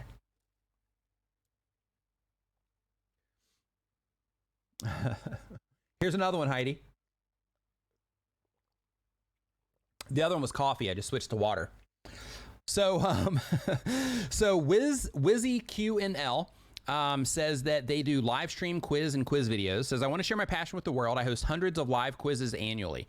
The question is, when it comes to graphics, overlays, pop-ups, and all that, what is your opinion on using them? When is it too much or not enough? Really depends on your content. If you're doing like live stream quizzes and stuff like that, you could totally have like spin wheels on your screen, and you can totally have tons of fun with that. But what you want to do is you actually want to use your analytics and see how your audience responds to the different things. So for example, if you're using tons of graphics on your screen, go into your analytics and literally watch what happens when you're showing those graphics or after you show a sequence of those graphics. And you're going to quickly notice over a nice handful of videos that either A, sweet, they're digging this, I can add more until I take them to the tolerance, or you're like, you know what, they're actually leaving during this part, so maybe I should use less or completely eliminate them altogether. So you actually use your analytics to help you with data in that situation, so that you can use that data to make your decisions. Super chat. Dirty D's, done dirt cheap, sorta. I mean, it's not deeds, but you know, we'll just say that. So, so true that extremely good-looking people don't do as well on YouTube because they alienate their audience? Question mark. People say that's why mine is growing slowly. So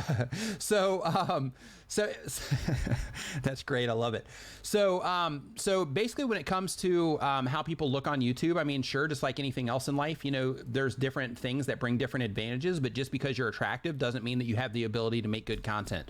So because of that, the same rules apply to attractive people as they do to unattractive people. And that is, how can you make a piece of content that people really enjoy and that they get a good experience out of and that they want to keep coming back to your channel for? And just unfortunately on YouTube, just being good looking isn't enough. You have to be good looking. If you're you know, leaning on that, if you're good looking and that's why you're saying that, then in addition to being good looking, you also have to be able to make content that is at least, you know, acceptable or competitive in some way. So of course, being good looking is going to help you, because you know you're easy on the eyes, so to speak, but you still have to make content, because just being good looking isn't going to be enough.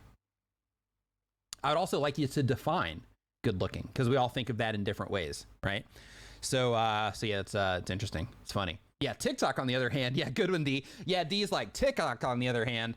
All you got to do is lip sync over there. Yeah, so you might want to give that a shot too. Freaky Fort says that gaming is the channel. The goal of the channel is I want to make a living from YouTube. Okay, really quick, give me a hashtag yes if you're wanting to make a living on YouTube or you're wanting to create some type of income on YouTube. Give me a no if you don't care if you're making any money on YouTube or not. And the reason I'm asking this question is because if you are one of the people, if you did just happen to type in yes,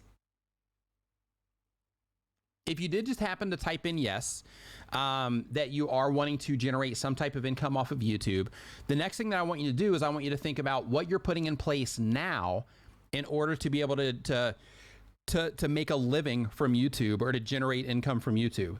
And the reason I'm putting this question out there is because if you're wanting to do YouTube full time, or you're wanting to generate income, side income of some kind from YouTube, it's very important, and I can't stress this enough, it's very important to make sure that you're not just leaning on ad revenue in order to do that for you. Because yes, you can make a full-time living off of ad revenue without question. Like if the type of content that you make, if there's like a large market for it and you're getting like tons of views, that sort of thing, then without question, you can make a great amount of money from YouTube. But when you do that, what you're doing is you're also putting all of your eggs in their basket. So because of that, if you want to accelerate the amount of money that you're making from the efforts that you're putting into your YouTube channel, I really encourage you to take a really hard look at what it is that you're doing and look at other people in your space and try to identify all the different ways that they're making money from what it is that they're doing on YouTube. Because saying that you want to make a living on YouTube versus having a clear path to monetization and a clear path to making a living off of YouTube, those are two totally different things. And the reason it's important to acknowledge that is because, of course, you know, if you're putting content out on YouTube and people are enjoying it and you can make some money off of it, like who wouldn't want to do that, right? But if you can make that happen faster because you actually want to make a living off of it, having a clear plan that you put in place in order to make that happen is important. And part of that might be that, hey, I have to create some stuff off of YouTube that I can actually send people to in order to do that. Or, hey, I need to make sure I get an email list together so that I can, let people know when I at least have videos available for them to watch, just in case there's a problem with the notifications that day, just in case, somebody unsubscribed from the channel, I can use that as a way to try to bring them back in, that kind of stuff. But the idea is it's really important to make sure that you have, a clear path to that full-time living, because if you don't have a clear plan, and it doesn't have to be fully flushed out, because there's probably going to be a lot of, variations along the way, or variables along the way, but just having like an idea of things that you can go ahead and start applying now, or things that you're going to need to start getting in place so that you can start researching how to do them. Like, for example, if part of your monetization is like working with brands and doing sponsorships, that sort of thing, then you should start looking into, okay, how do you work with brands? Like, how does that even work? How does that process even go together? How do I actually figure out how valuable my videos are? Things like that, and start looking into that stuff now so that you can identify, heck, right now I'm going to start reaching out to people because I didn't realize that I could start making a few $100, when I'm publishing these videos from people that would pay me to, publish these videos. So because of that, it's important to start looking into that information now and having that path figured out, or at least somewhat figured out, so that you can go ahead and start accelerating how fast you are generating income from what it is that you're doing. Super chat. The Facility, thank you for the super chat, says, hey Nim, what's up, the fuss? Says, my channel is about monsters from movies. That's cool. Comics and video games. I'm aware that it's a bit of a niche, but could it be too much of a niche? Is there such a thing? Technically, yeah, there is such a thing. So you can definitely be a big fish in a small pond, but you at least, depending on your goals and what it is you're trying to do with the content, you at least want to make sure that that pond is, at least big enough that you can, get whatever it is that you are, trying to get out of it. So let's say, for example, all you're doing is you're trying to connect with other enthusiasts about the monsters that are in movies, because it's something that you're into, something that you enjoy, and you're just trying to connect with other people like that. It doesn't matter how many people, it doesn't matter if it's 10 people or 1,000 people or 100,000 people, you're cool with it no matter what. Then in that situation, you have your YouTube channel. Maybe I'd create like a Facebook group or a subreddit or something about that thing, and constantly let people in your videos know about that, so you can have conversations with them on YouTube and off YouTube about what it is that you're interested in. Now, if you're like, hey, I want to get a lot of views for this, and I want to make sure that I'm, getting a lot of ad revenue from this, or that I'm just, getting my content in front of tons of people, then in that situation, then you want to think about, okay, what's kind of like the cap on this in terms of, the amount of people that are interested in this.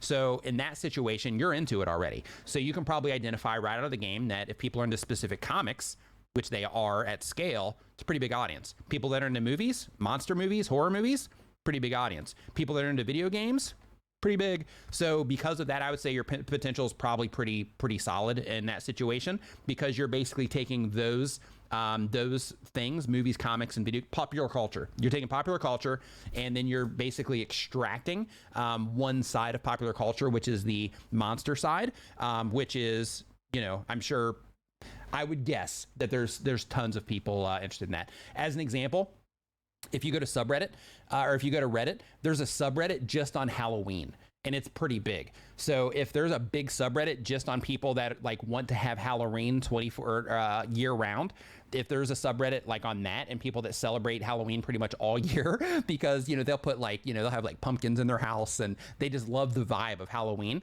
If you can have a big subreddit on that, then the interest for what it is that you're doing, I'm guessing, is probably pretty decent as well, just because movies, comics, and video games, you're tapping into pop culture with what it is that you're doing. So I think that your potential is big. You just have to make sure that you are targeting your content in a way from the outside, in terms of your thumbnails and your titles, that will help those people identify that your content is made for them, right? So make sure that you're using like the monster imagery in your thumbnails. Make sure that you're, maybe you put the actual monster name in your thumbnails, or maybe that you put the specific comic they came from, but you also put a highlight on the monster as well, so that you can make sure that you are, so that you're targeting those people properly, so that they know that the videos that you're putting out are for them.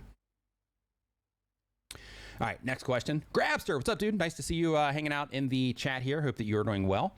So next question is from Freaky Fort. Freaky Fort says, let's see here. There's a game that I like, but not all. They actually had the thing about wanting to go to do a living. Man, I went sidetracked on that. Okay, so I want to make a living for YouTube, and mostly because you inspired me to do this, and hopefully I can be successful with my first goal being 1,000 subs. So the question is, There's a game that I like, but not much people play it. Should I go ahead and play it regardless of the fact that I might not get a large viewership? If you're wanting to make a living from YouTube, then in that situation, you need to think broad.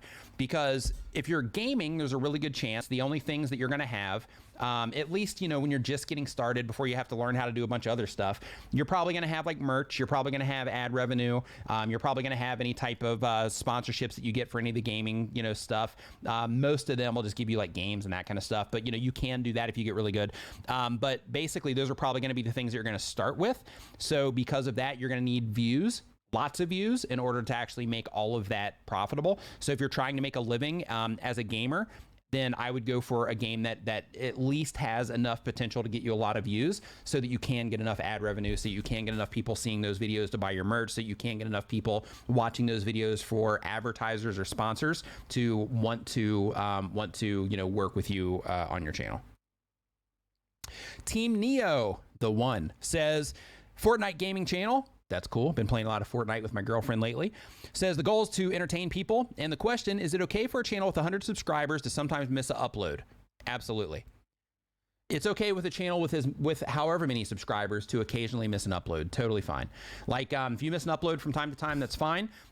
The idea though is you do want to try to be consistent in some way, just because you want to make sure that you are being, that you're staying relevant in the minds of your viewers, also that you're staying relevant algorithmically in their viewing history as well. So because of that, you do want to make sure that you're staying consistent somewhat on YouTube. But taking a break or missing videos or sliding the days around that you're publishing, things like that, you're fine, but just try to stay consistent as much as you can. If you can't, you can't. Let's see here. Bad Bar J says that they have a gaming channel.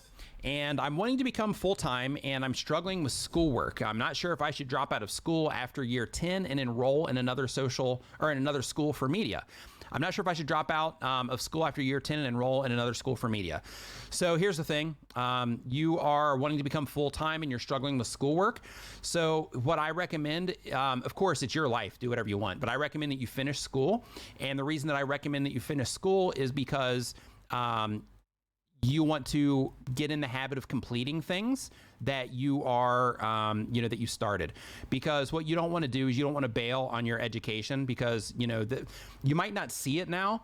And I'll tell you, I learned tons of stuff in high school that I don't even know now and that I haven't even ever applied to my life.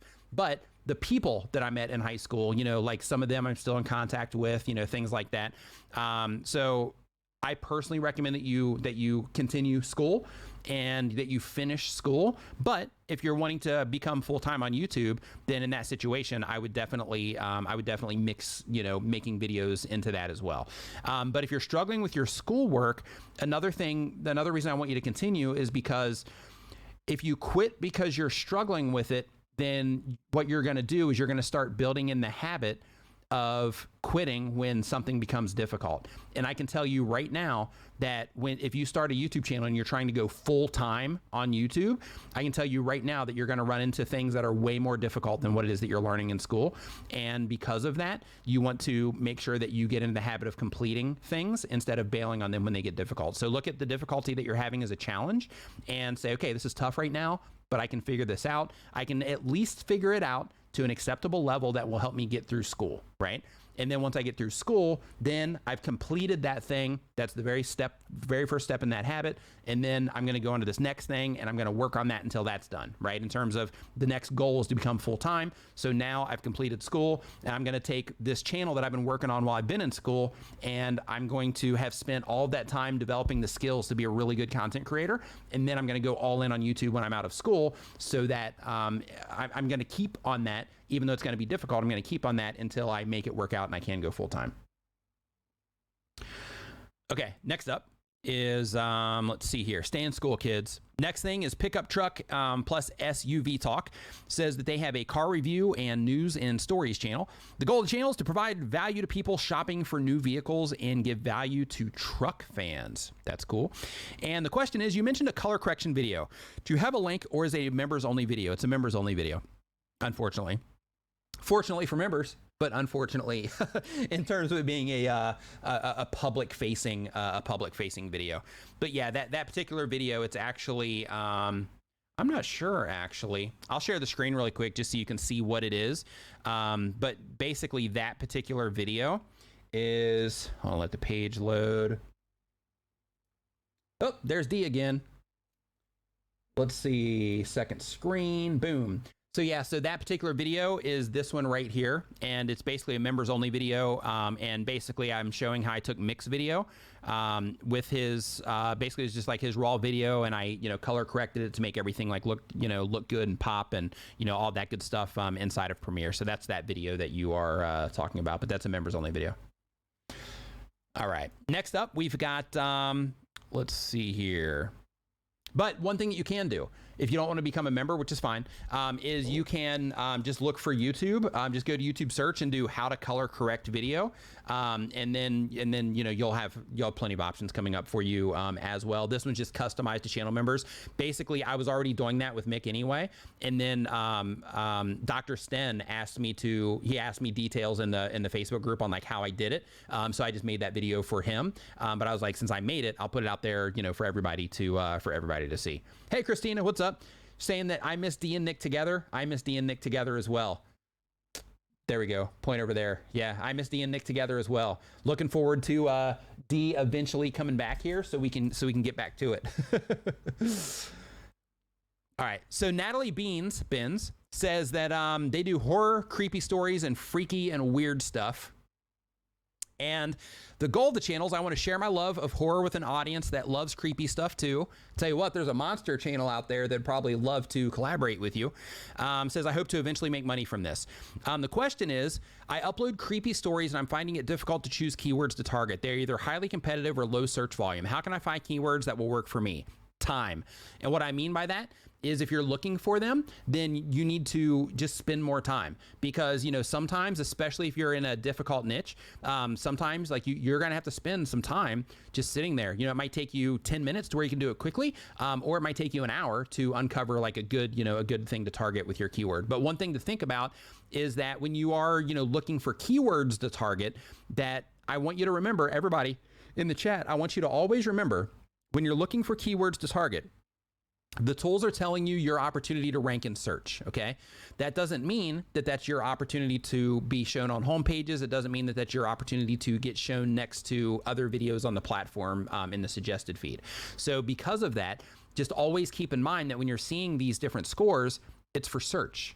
That's it. It's for search. It's not, hey, your video is just not going to get any views because it has a low score. It just means that your opportunity to rank for this particular keyword phrase that you're after in search is lower.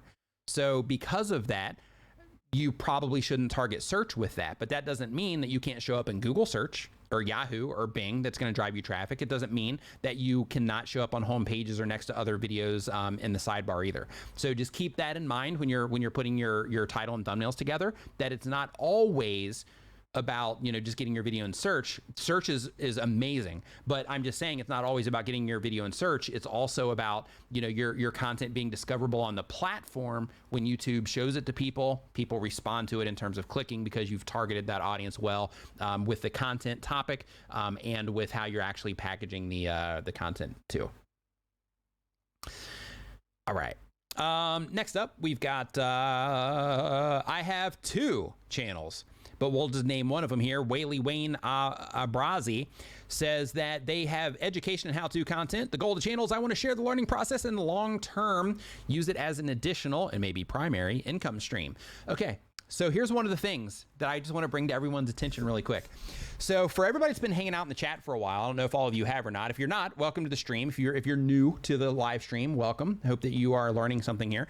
But for everybody that's been hanging out in the live stream for, like let's say since we started, one of the things that I mentioned was how much insight that I get on things that you care about based on the questions that come in and the conversations that are being had.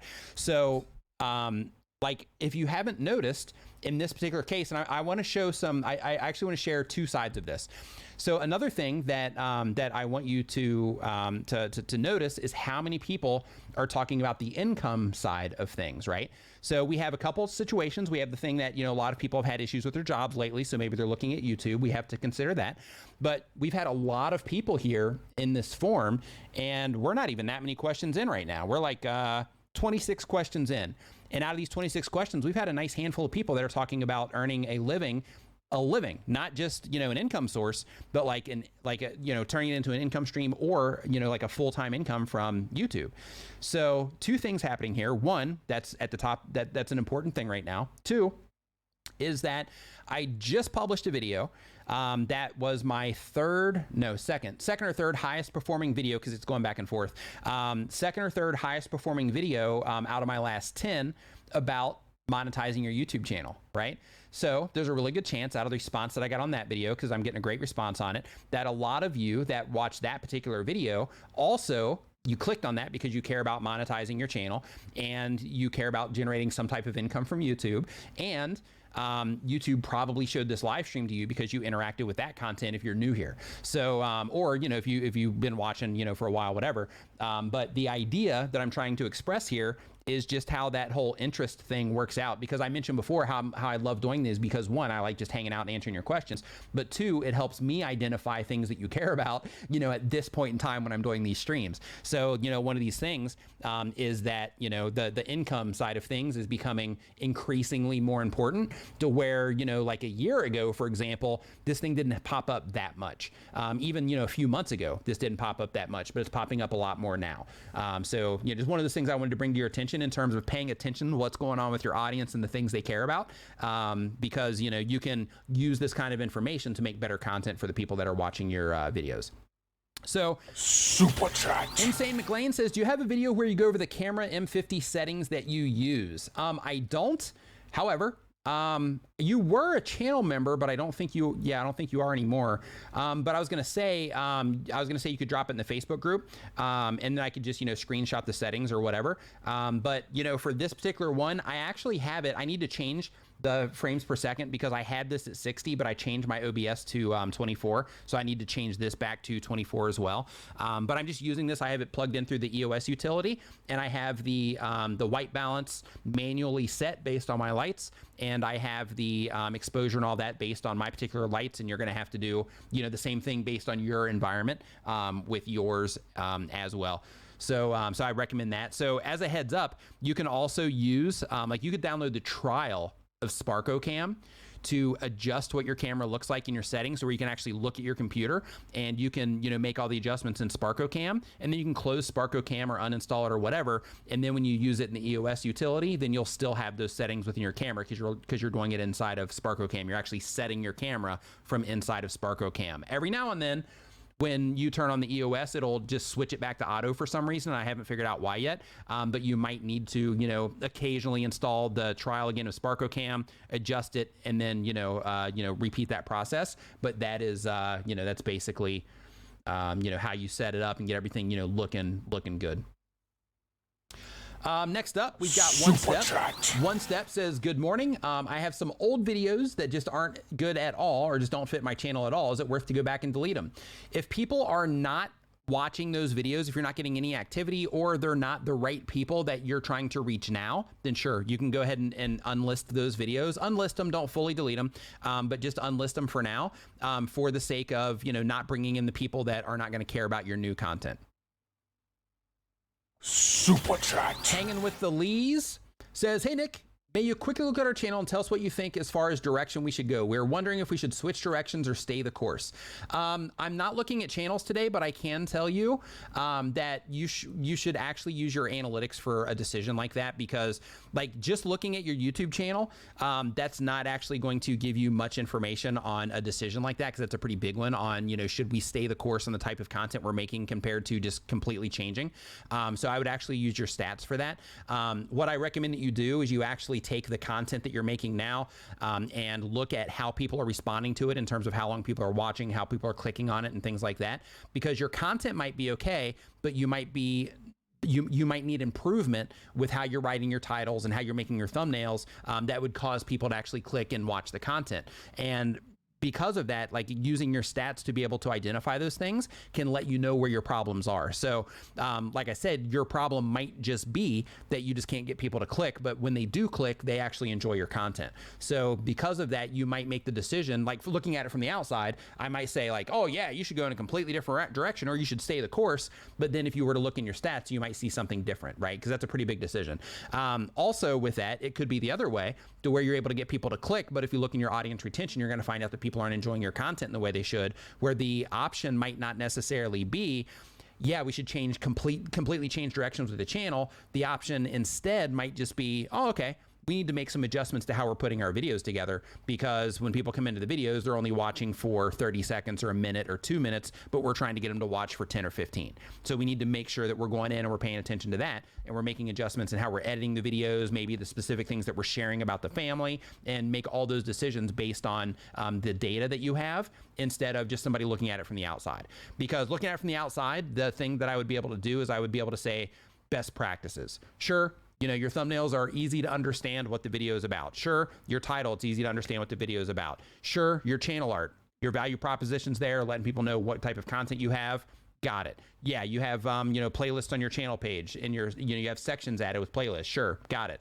So like I could do like a best practices check, but in terms of like a decision to go like with a completely different direction, yeah, you definitely have to look in your stats for that, because that's not something that you want anybody to tell you from the outside.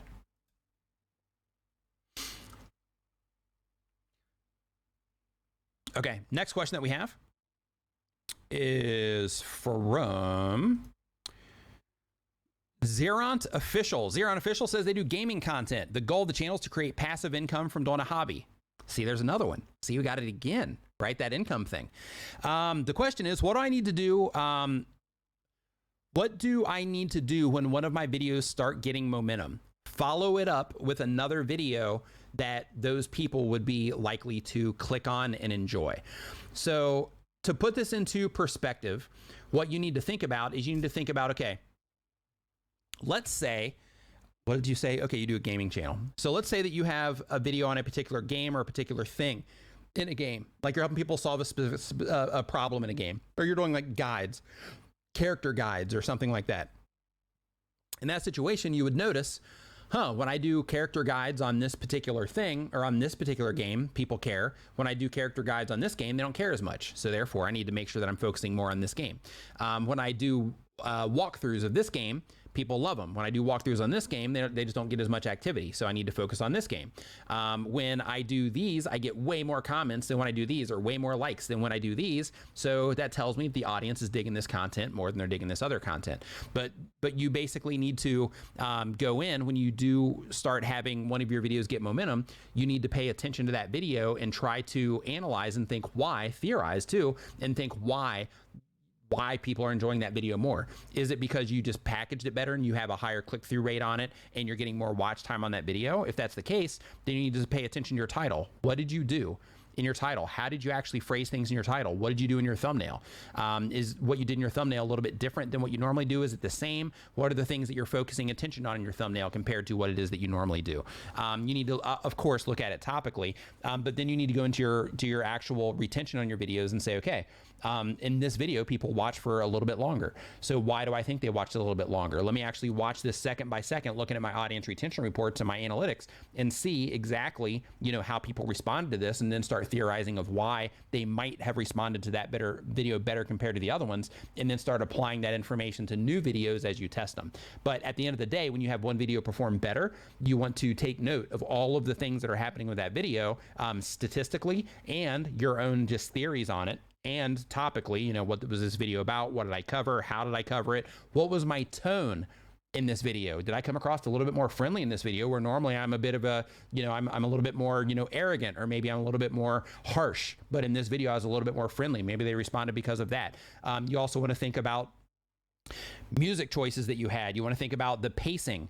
How fast was I talking compared to what it is that I normally do? If you're doing like gameplays, was I a little bit more excited than normal? Was I a little bit less excited than normal? Maybe I toned it down a little bit and I kind of hit that sweet spot that people respond to better. But you want to really analyze the heck out of that video so that you can try to, make all these notes and all these theories on why you think people might have responded to that one better, so that you can apply them to future videos for testing. But ultimately, you want to look at that video and you want to think, okay, this particular video is on this particular subject. So the next video that I make, I need to make sure that it's topically related to this in some way so that the people that are interacting in this video at a higher rate will be more likely to click on it when YouTube shows it to them as well.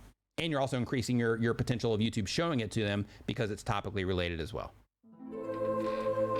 Welcome to the Niminati. Lisa Michelle, welcome to the Niminati. Welcome to channel membership. Next time you are on Facebook, make sure that you look for Niminati VIP, and it's our members only Facebook group. There's actually a link to it in the members only video that you'll find here in the community feed on YouTube as well about color correcting. So there's a link to it directly there. But if you end up not watching that video for some reason, just next time you're on Facebook, look for Niminati VIP. Make sure you answer the questions on the way in because I check everybody on the way in. And also make sure you check the community feed here on YouTube as well because there's some stuff in there for you also. Super Chat. The Tarantula Collective says, will transitioning your title, description, or closed captioning to other languages actually open your video/channel up to international audiences? Yes, it can.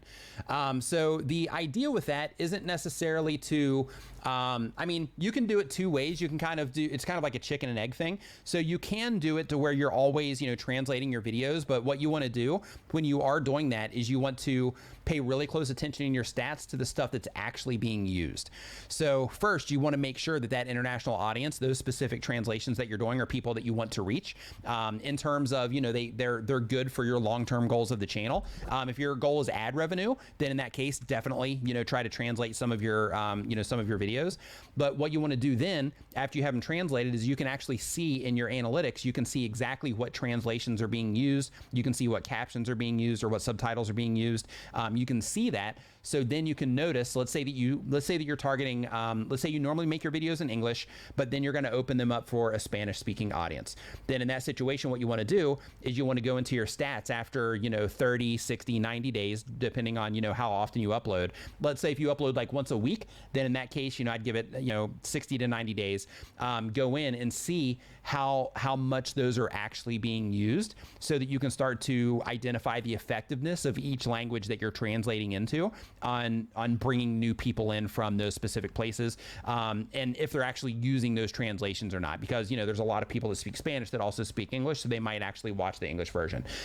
In addition to that, of course, you want to look at the geography as well and pay really close attention to that. Of course, you can sort by date range in your analytics as well so that you can check, these are the people that I'm getting from these specific countries now, then I'm going to switch it to the date range. Like if you do this 3 months from now, then I'm going to switch it to the date range, that I'm getting now as well. And I'm going to see if, my translations that I've been doing is having any effect on the audience that I'm reaching for this specific content that I'm translating. So that's how you actually keep track of it and how you make the choice on if you keep translating them or not, based on, how those people are responding to what it is that you're doing. Because you might translate it and it initially might, be a good idea, but based on, how you're doing your thumbnails and all of that stuff, they may or may not respond differently based on, just culturally how they approach things. So because of that, you want to just be mindful in your stats so that you're not spending a bunch of money or manually translating everything with all the time that it takes, that you're not manually or spending money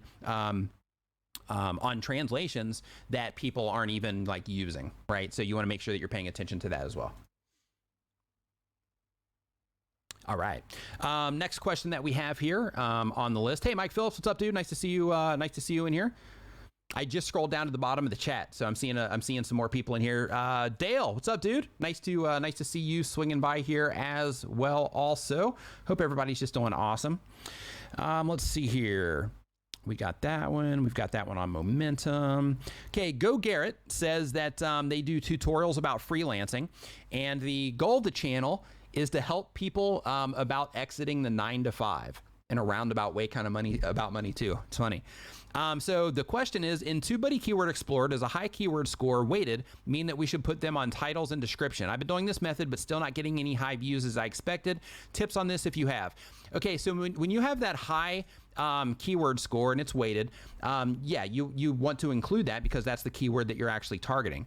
However, just because you're targeting that keyword and just because you're including it in your title, description, and tags, and because your video is about that, doesn't mean that you're going to rank for that term. And the reason for that, and this is where a lot of people get confused about the tools, the reason for that is because you still have to do the foundational thing of YouTube, which is when you do show up for that search term, you still have to get people to click at a competitive rate compared to the other things that are showing up there. And you still have to be able to get them to watch and be satisfied from your video at a competitive rate, just like all the other things that are showing up there as well. So it's not just, hey, if I use this keyword or this keyword phrase, then I'm going to definitely end up in that search term. If that was the case, it'd be so easy to game YouTube, it would be ridiculous. So because of that, they put an emphasis on watch time. They did this back in October of 2012, but they put this emphasis on watch time, which they use that as a quality indicator to where if your video shows up in search, your ability to get people to click compared to the other videos there is actually to click and watch is what's going to determine if you actually even get into the results. And if you do get into the results, if you're actually going to stay in those results or not. And one thing that you might notice as well is you might notice that right when you publish your video while it's new, you end up in those results. But after, a few days, you just can't even find yourself in those results. And then you'll find out, you'll look in your traffic sources, 28 days later, and you'll be like, wow, I'm actually getting some traffic from search from somewhere. And then you click on, that, and you see the search terms that are bringing traffic into you, and you're like, oh, this is like the same thing that I'm targeting, but it's a little bit different, but I'm pulling some search traffic in from there. Let me look there. And then you'll find out like you're in like number 3 there, even though you were targeting this just because the topic of your video and how people responded to it, competitively, you end up, being, ranking for a similar term that's not the exact term that you were going after. But just like always, hey, Dave Hansen, what's up, dude? Nice to see you here. Or should I say, hey there, Dave? But yeah, so basically with the, with search rankings though, it really comes down to, how much watch time you're generating per search impression. And then the two things that make that happen are your click-through rate and of course the amount of time people spend watching your video. Next up, we've got Mike's Auto Detailing. What's up, Mike? Glad to see your question in here. Goal of the channel is 1,000 subscribers. And the question is, now that I have better audio and editing skills, is it a good idea to redo some old videos so that they sound and look better? I would. And the reason that I would is because just because you have, I don't know how many subscribers you have, you're under 1,000 right now, but out of, let's say you have 100 subscribers on your channel. If you have 100 subscribers on your YouTube channel, I guarantee you that not all 100 of those people have seen all of your videos. And out of those people, I mean, maybe if you have one video, they have, because they'd have to see that to subscribe. But even with them, they probably not all 100 have, because you might have had like a family member go in there or something. But when it comes to remaking content, I actually encourage people to remake content. And the reason for that is because on my channel and on a bunch of channels that I've worked with, remaking content has actually proven to be really successful. So on my channel, I'll give this as an example because it is just a good example because you watch my content. So I have on my channel, it was like the second or third video on my channel was about how to name your project because I wasn't targeting YouTube at the time. It was just like how to name your next project. So I ended up later changing the title of it to YouTube because that's, because the information still applies. But basically I made that same video like a year later. So basically the video initially had maybe, to this day, it might have like 10,000 views on it. But the other video, I made that one and it was, how to name your YouTube channel specifically for that one. But it was the same exact content. That video actually did great. It ended up getting, I think it might have like 90 or 100,000 views on it now. And I've made that video a couple other times as well. And they typically now, those do fine on the channel. But I did this with a client. One in particular that they had a video on their channel that was about chili, and that particular video that was about chili, that it was bringing a lot of activity into the channel. It was like one of their best videos, and they made the same thing. They made pretty much the same exact video, and that video ended up doing like over 1 million views. I think it might be like 2 or 3 million views now, but it ended up doing like over 1 million views at the time, like right out of the gate. just because there was so much activity going on around the channel about chili, and they literally just remade a video that they had made like 3 years ago, and it just shot off for them. So without question, if you have content that performs well on your channel, or if it doesn't perform well on your channel, and you're like, you know what, this didn't do that great, but I think I could do it so much better now, give the viewer a better experience, then in that case, yeah, give it a shot. I really encourage you to try, especially if you can give a better experience for the people that are coming in and watching the content. Super Chat. Messy and motivational relationship drama stories says our animated channel is on relationships with 21 videos, and views and subs are low. Do you think we are wasting time using animated characters versus real people? So that here's what I would do is I would actually go in, because no, I don't. And the reason that I don't is because if everybody else is using real people, that could be the thing that actually helps you, separate yourself. Of course, if you're talking about relationships, one part of a relationship is the human element. So, that is definitely something to consider. But out of 23 videos, I really don't think that that's enough information, especially with the amount of views that you're getting. So I have your channel up on my screen right now. And let me click on this really quick. Yeah, so you don't even have a lot of views coming in. So instead of looking at the content yourself and thinking that it could be the animation that's doing it, I would actually repackage everything that you have. So like right now, all of your thumbnails, they have like the cartoon in them, but you have a very similar style that you have stuck with on your channel, and you've stuck with this style, and it's not working.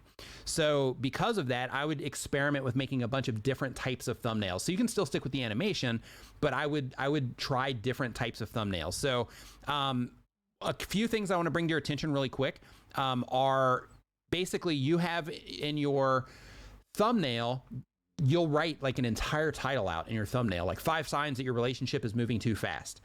Way too much to put in your thumbnail. Focus somebody on just like a single idea. Try to use as little amount of text as possible to express the idea that you have, instead of just packing it up with a bunch of text.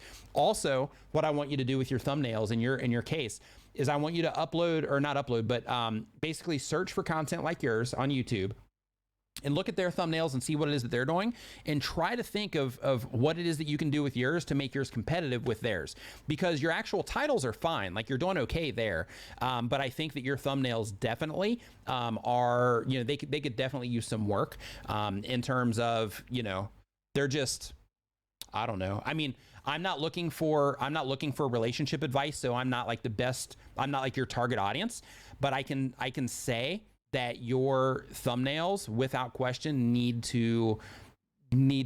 some work, right? So like in your case, like you have like a particular cartoon that you're using. You only have, at least out of the ones here on screen, you've got like 1, maybe 2 that's showing any like real emotion. So because of that, I would test your thumbnails. So here's what I would do. In your particular case, I would basically, and you're doing this already actually, I would experiment with your thumbnails in terms of putting people in your thumbnails, focusing on the people, not even the text in the thumbnail, but focused on visually, like you have, should a woman pay for dinner? Is one of your topics. So in that situation, instead of just having like 2 people in the thumbnail, have it to where, it's actually like 2 people sitting at like a dinner table, and maybe, the woman is trying to pay and the guy's like, no, or, whatever it happens to be. But, try to think of ways that you can express the idea in your thumbnail that is actually expressing the idea, so that you might not even need to use text at all in your thumbnail. And then when people click on the video, then they get an animated experience, and then you'll be able to see in your audience retention how people respond to that transition from like a real photo to an animated set of information. But I think you'll be okay there. But I would really just put all of your work right now into your thumbnails and titles, instead of just saying, hey, we're not going to do this anymore. I would definitely focus all of your attention right now for the next like 90 days on experimenting with different thumbnails with the content that you're putting out there. Super Chat. Last Curry says 56% of my traffic, 800,000 views, comes from search, 7.8 click-through rate. Do you think more from browse? How do you get more from browse and suggested? Is it my titles or thumbnails or keywords? So basically when it comes to keywords, I want you to think of keywords in a couple of different ways here. So a lot of people will think when it comes to keywords that they are simply telling YouTube what the video is about, and you are to an extent, but you are also trying to trigger people to click on what it is that you're doing by showing them that the keywords that you're using is the match for the thing that they're searching for. So when you're thinking of browse and suggested, you don't want to necessarily think about keywords. You want to think more of the topic of the video in terms of getting, on home pages and suggested, but you want to think of the keyword side of things a little bit differently. So what you want to think about on the keyword side there is you want to think, okay, when I'm writing my titles, I need to make sure that the keyword in terms of the thing that the person would see, a human being would see and would think, oh yeah, I'm interested in this topic. Then in that situation, you want to make sure that like that sort of thing is as close to the front as possible, because you want to be able to grab somebody's attention when they're glancing at stuff instead of, having them have to see something that might even be cut off or have to wait till they get all the way to the end of a longer title in order to see the actual thing that they care about, which is what the keyword actually is in that situation. It's the thing that they would care about. As an example, and I give this information in my course too, more detailed, but basically the idea is like if you're trying to target people that are, that were, interested in like a MacBook Pro, then you'd want to make sure that MacBook Pro would be as close to, the front of the title as possible. Of course, you'd want to have an imagery of MacBook Pros as well, so that the people that are interested in that topic can clearly see without even having to think about it, that that's what it's about. That is how you actually get on home pages more, and that's how you get suggested more, is by making it crystal clear on your packaging from the outside, your thumbnail and title, of what the video is about, like what's going on there. And you don't necessarily think, oh, I'm just ranking this for search, but you write your title in a way that allows you to double dip. So you're targeting search and you have compelling elements in your title, but you're also focusing the viewer on the keyword, but you're also secondarily focusing the viewer on that compelling element that would actually encourage them or trigger them to click. So because of that, if you are getting more traffic from search, first off, I want to tell you that one, it's good that you're ranking in search and that you are pulling in that traffic. But if you are getting a lot of traffic from search, but you also want to, start tapping into the other features, then it really comes down to your ability to be able to get people to click on a title and thumbnail when they're not expecting to see your content. So what I mean by that is when you sit down in front of a computer, or anybody, when they sit down on YouTube or they're on their phone and they actually search something in, they search it into Google or they search it into YouTube or whatever, they're looking for information or videos on that specific thing that you've made a video about. So that makes them being qualified to click on what it is that you have way higher, right? So because of that, just using like a keyword phrase by itself can, often win you the click, but you still want to be compelling, but that can often, help you win the click. But when somebody sits down and they just open up another side thing with that is another win with search in that situation is that you're only competing against, a nice handful of people, maybe, at the very top, when above the fold when the page first loads, but also, maybe just a few scrolls down before they find what they want. So you're not competing with that many people. Now, when a homepage loads, it's even more extreme because in that situation, a homepage loads, somebody's just sitting down, they open up YouTube or they're sitting there on their phone and they're scrolling through their feed, right? Looking for something to watch. And in that situation, your video just happens to them, right? It gets presented to them without them actually expecting to see it. They might not have what it is that you're making a video about. That might not even be anywhere in their brain. So because of that, you have to think about your thumbnail and your title, how you can structure that in a way and how you can communicate in a way that it's for that specific type of person that's looking for your type of content or that your content's a right fit for. You have to think about how you can package up your thumbnail and title in a way that would resonate with those people as they're scrolling through the feed as they see it there. Or if it loads up on a computer, when it pops up on their screen on a monitor, so that it grabs their attention and it clearly demonstrates to them that it's for them or that it would be something that they would be interested in. And you do that by making your title and your thumbnail compelling by adding things to your title and thumbnail that the viewer that you're trying to reach would care about. So hopefully that answered your question for you. Welcome to the Niminati. Messy and motivational relationship drama stories. Welcome to the channel membership. Make sure next time you're on Facebook, you look for Niminati VIP. That is our members only Facebook group, and join there. Make sure you fill out all the questions on the way in, because that is the place where you can go and get more questions answered, that sort of thing. There's some free stuff in there for you too. Also, make sure that you check the community feed here on YouTube as well. Super Chat. Mike Phillips Thanks for the super chat, man. Says just hit 2,500 subs this week. High five, fist bump to you, my man. Nice work. Says you're a massive, amazing influence. So appreciative for the connection.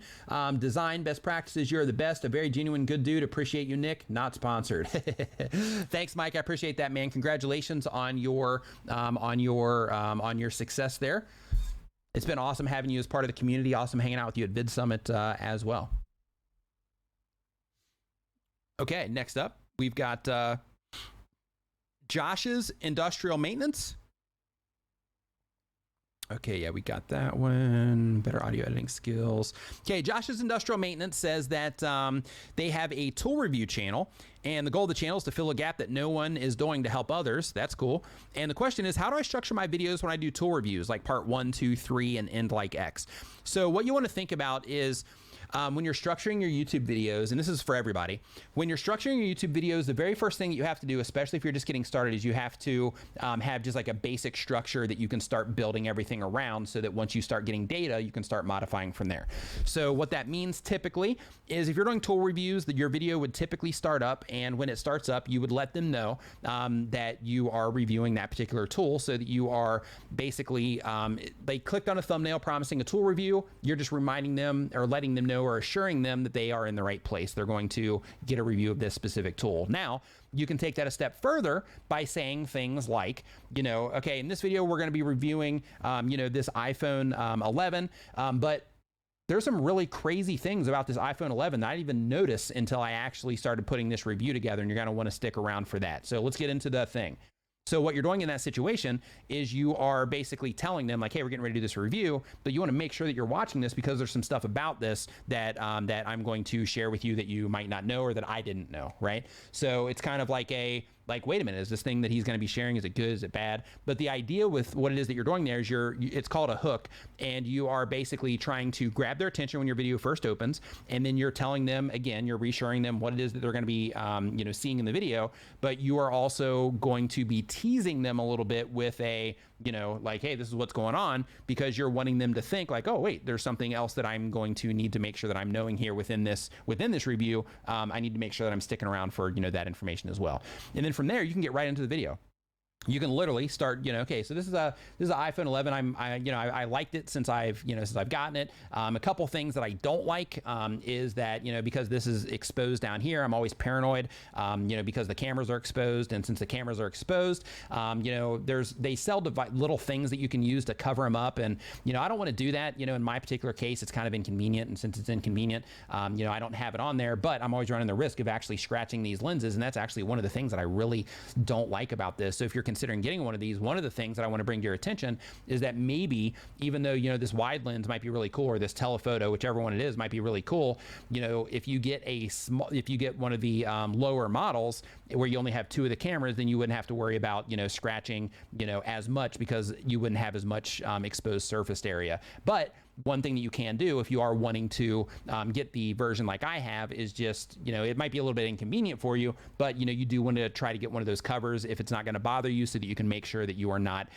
scratching those, because you put out a lot for this, and you want to make sure that you're not actually scratching it. Now, the next thing that I want to talk about this phone is, and you just keep going, about that, whatever your video is. But the idea is that you hook them, and then you get into the actual content of what it is that they care about, and then you start actually kind of breaking it down. Now, at the end, some of the things that you don't want to do is you don't want to say things like, and those are my thoughts on the, iPhone 11 or on this hammer. Those are my thoughts on this hammer or this tool, and then start going into like your, calls to action and things like that. You want to make sure that before you end your video, before people know that your video is coming to an end, that you have your in-screen elements on your screen while you're closing your video out, because as soon as you start letting people know, and this is universal, this is on every channel that I've ever looked at that does this, it's universal that as you start telling people that your video is complete in some way, and they get it in their head that the video is done, then people will start looking for other stuff to watch, because the thing they cared about is gone. So because of that, you'll see in your audience retention that people will start leaving. But the idea with not ending your videos quickly is, or not letting people know the video is coming to an end, is that you take them right into your end screen. So then when the end screen elements pop up, they have the option to actually click on what it is that you're recommending there, or subscribe to the channel, or click on what YouTube is recommending to them through the best for viewer. Let me drink water real quick. but you click on, but you have them, you have those things available on your screen so that as your video is finished and you're kind of finalizing everything up, you have, 10 to 20 seconds worth of an end screen up so that you can, have the opportunity to take people deeper into your content and show them another video on your channel. Also, as part of your structure, yeah, it's 11:30 my time. But basically also as part of your structure, you also want to make sure that you are trying to, at the very end of your video, that you're trying to get people to watch another one of your videos as well. So also think when you're putting your content together, what other content do I have on my channel that would be a great fit for this video that I have now? So if somebody were to be watching this video on this particular tool, let's say that it's a drill, then you could, if you have reviews of other drills, then you could say, since you're considering getting a drill, that's probably why you're watching this video in the first place, click into this playlist right here where I review a bunch of other drills as well, so that you can make sure that you're getting the right drill. I would actually rephrase that. I'd kind of spin that around so that you could put that fear of loss sort of first, and do it, and to make sure that you're getting the right drill, this drill might or might not be the right fit for you, but to make sure that you're getting the right one, click into this playlist right here so you can see some of the other drill reviews that I've done, so you can make sure that you're getting the drill that's right for you, right? So that basically you kind of put that first, and then you have your, and then you lead them into that playlist that way, so that you can get, as many people into that playlist as well. That was fun on tool reviews. Did a little quick phone, little quick impromptu phone review. That was fun. Not total, but at least on the camera part. Okay, so next up we've got Servaganya. And Servaganya says they do gaming, they want to be famous, and the goal, or the question is, I'm getting views but no subscribers. This happens every time, please help. So the reason that you're not getting subscribers if you're getting views is because the people that are watching the content, they're not, and don't get this wrong, or don't take this personally, because you shouldn't take any of this stuff personally on YouTube, because you're getting, your videos are getting put in front of people that don't know you. And because of that, you're a content creator, and, your goal is to eventually make content that people, that resonates with people. But if you are getting views, but you're not getting subscribers, basically that means that people don't see the clear value in what it is that you're doing. That means that they're not seeing it in that particular video that they're watching. If there's people that watch that video and then they click on your channel name and they go to your channel, the video library that you have doesn't show them any clear value. You're not expressing your clear value in terms of, you're not letting people know that you're making content like that on a regular basis. You don't have it clear in your channel art. You're not making it clear through the actual content decisions that you're making. Like in your case, you might be making a bunch of different type of content. I don't know.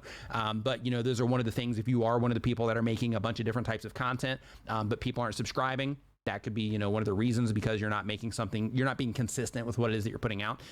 So things like that are why people don't subscribe. So because of that, you want to make sure that you're fixing those things first, because those are foundational things with YouTube, to where you have to be able to make sure that you are expressing your value, and that people can clearly understand the value it is that they're going to get from you.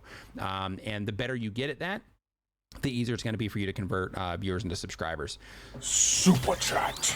Friendly Wire says, I don't post super often, but try to focus on quality over quantity. Do you think this is a good idea for an educational channel such as mine? So when it comes to quality over quantity, I do support that, but I support that on effectiveness more than the effort that goes into the video. Let me explain. So basically, when it comes to quality over quantity, at the core of everything, you have to be able to get a response from the content that you're putting out there. If it takes you a week to put that content together that gets a response, then let it take a week for you to put that content together that gets a response, as long as you're getting a response.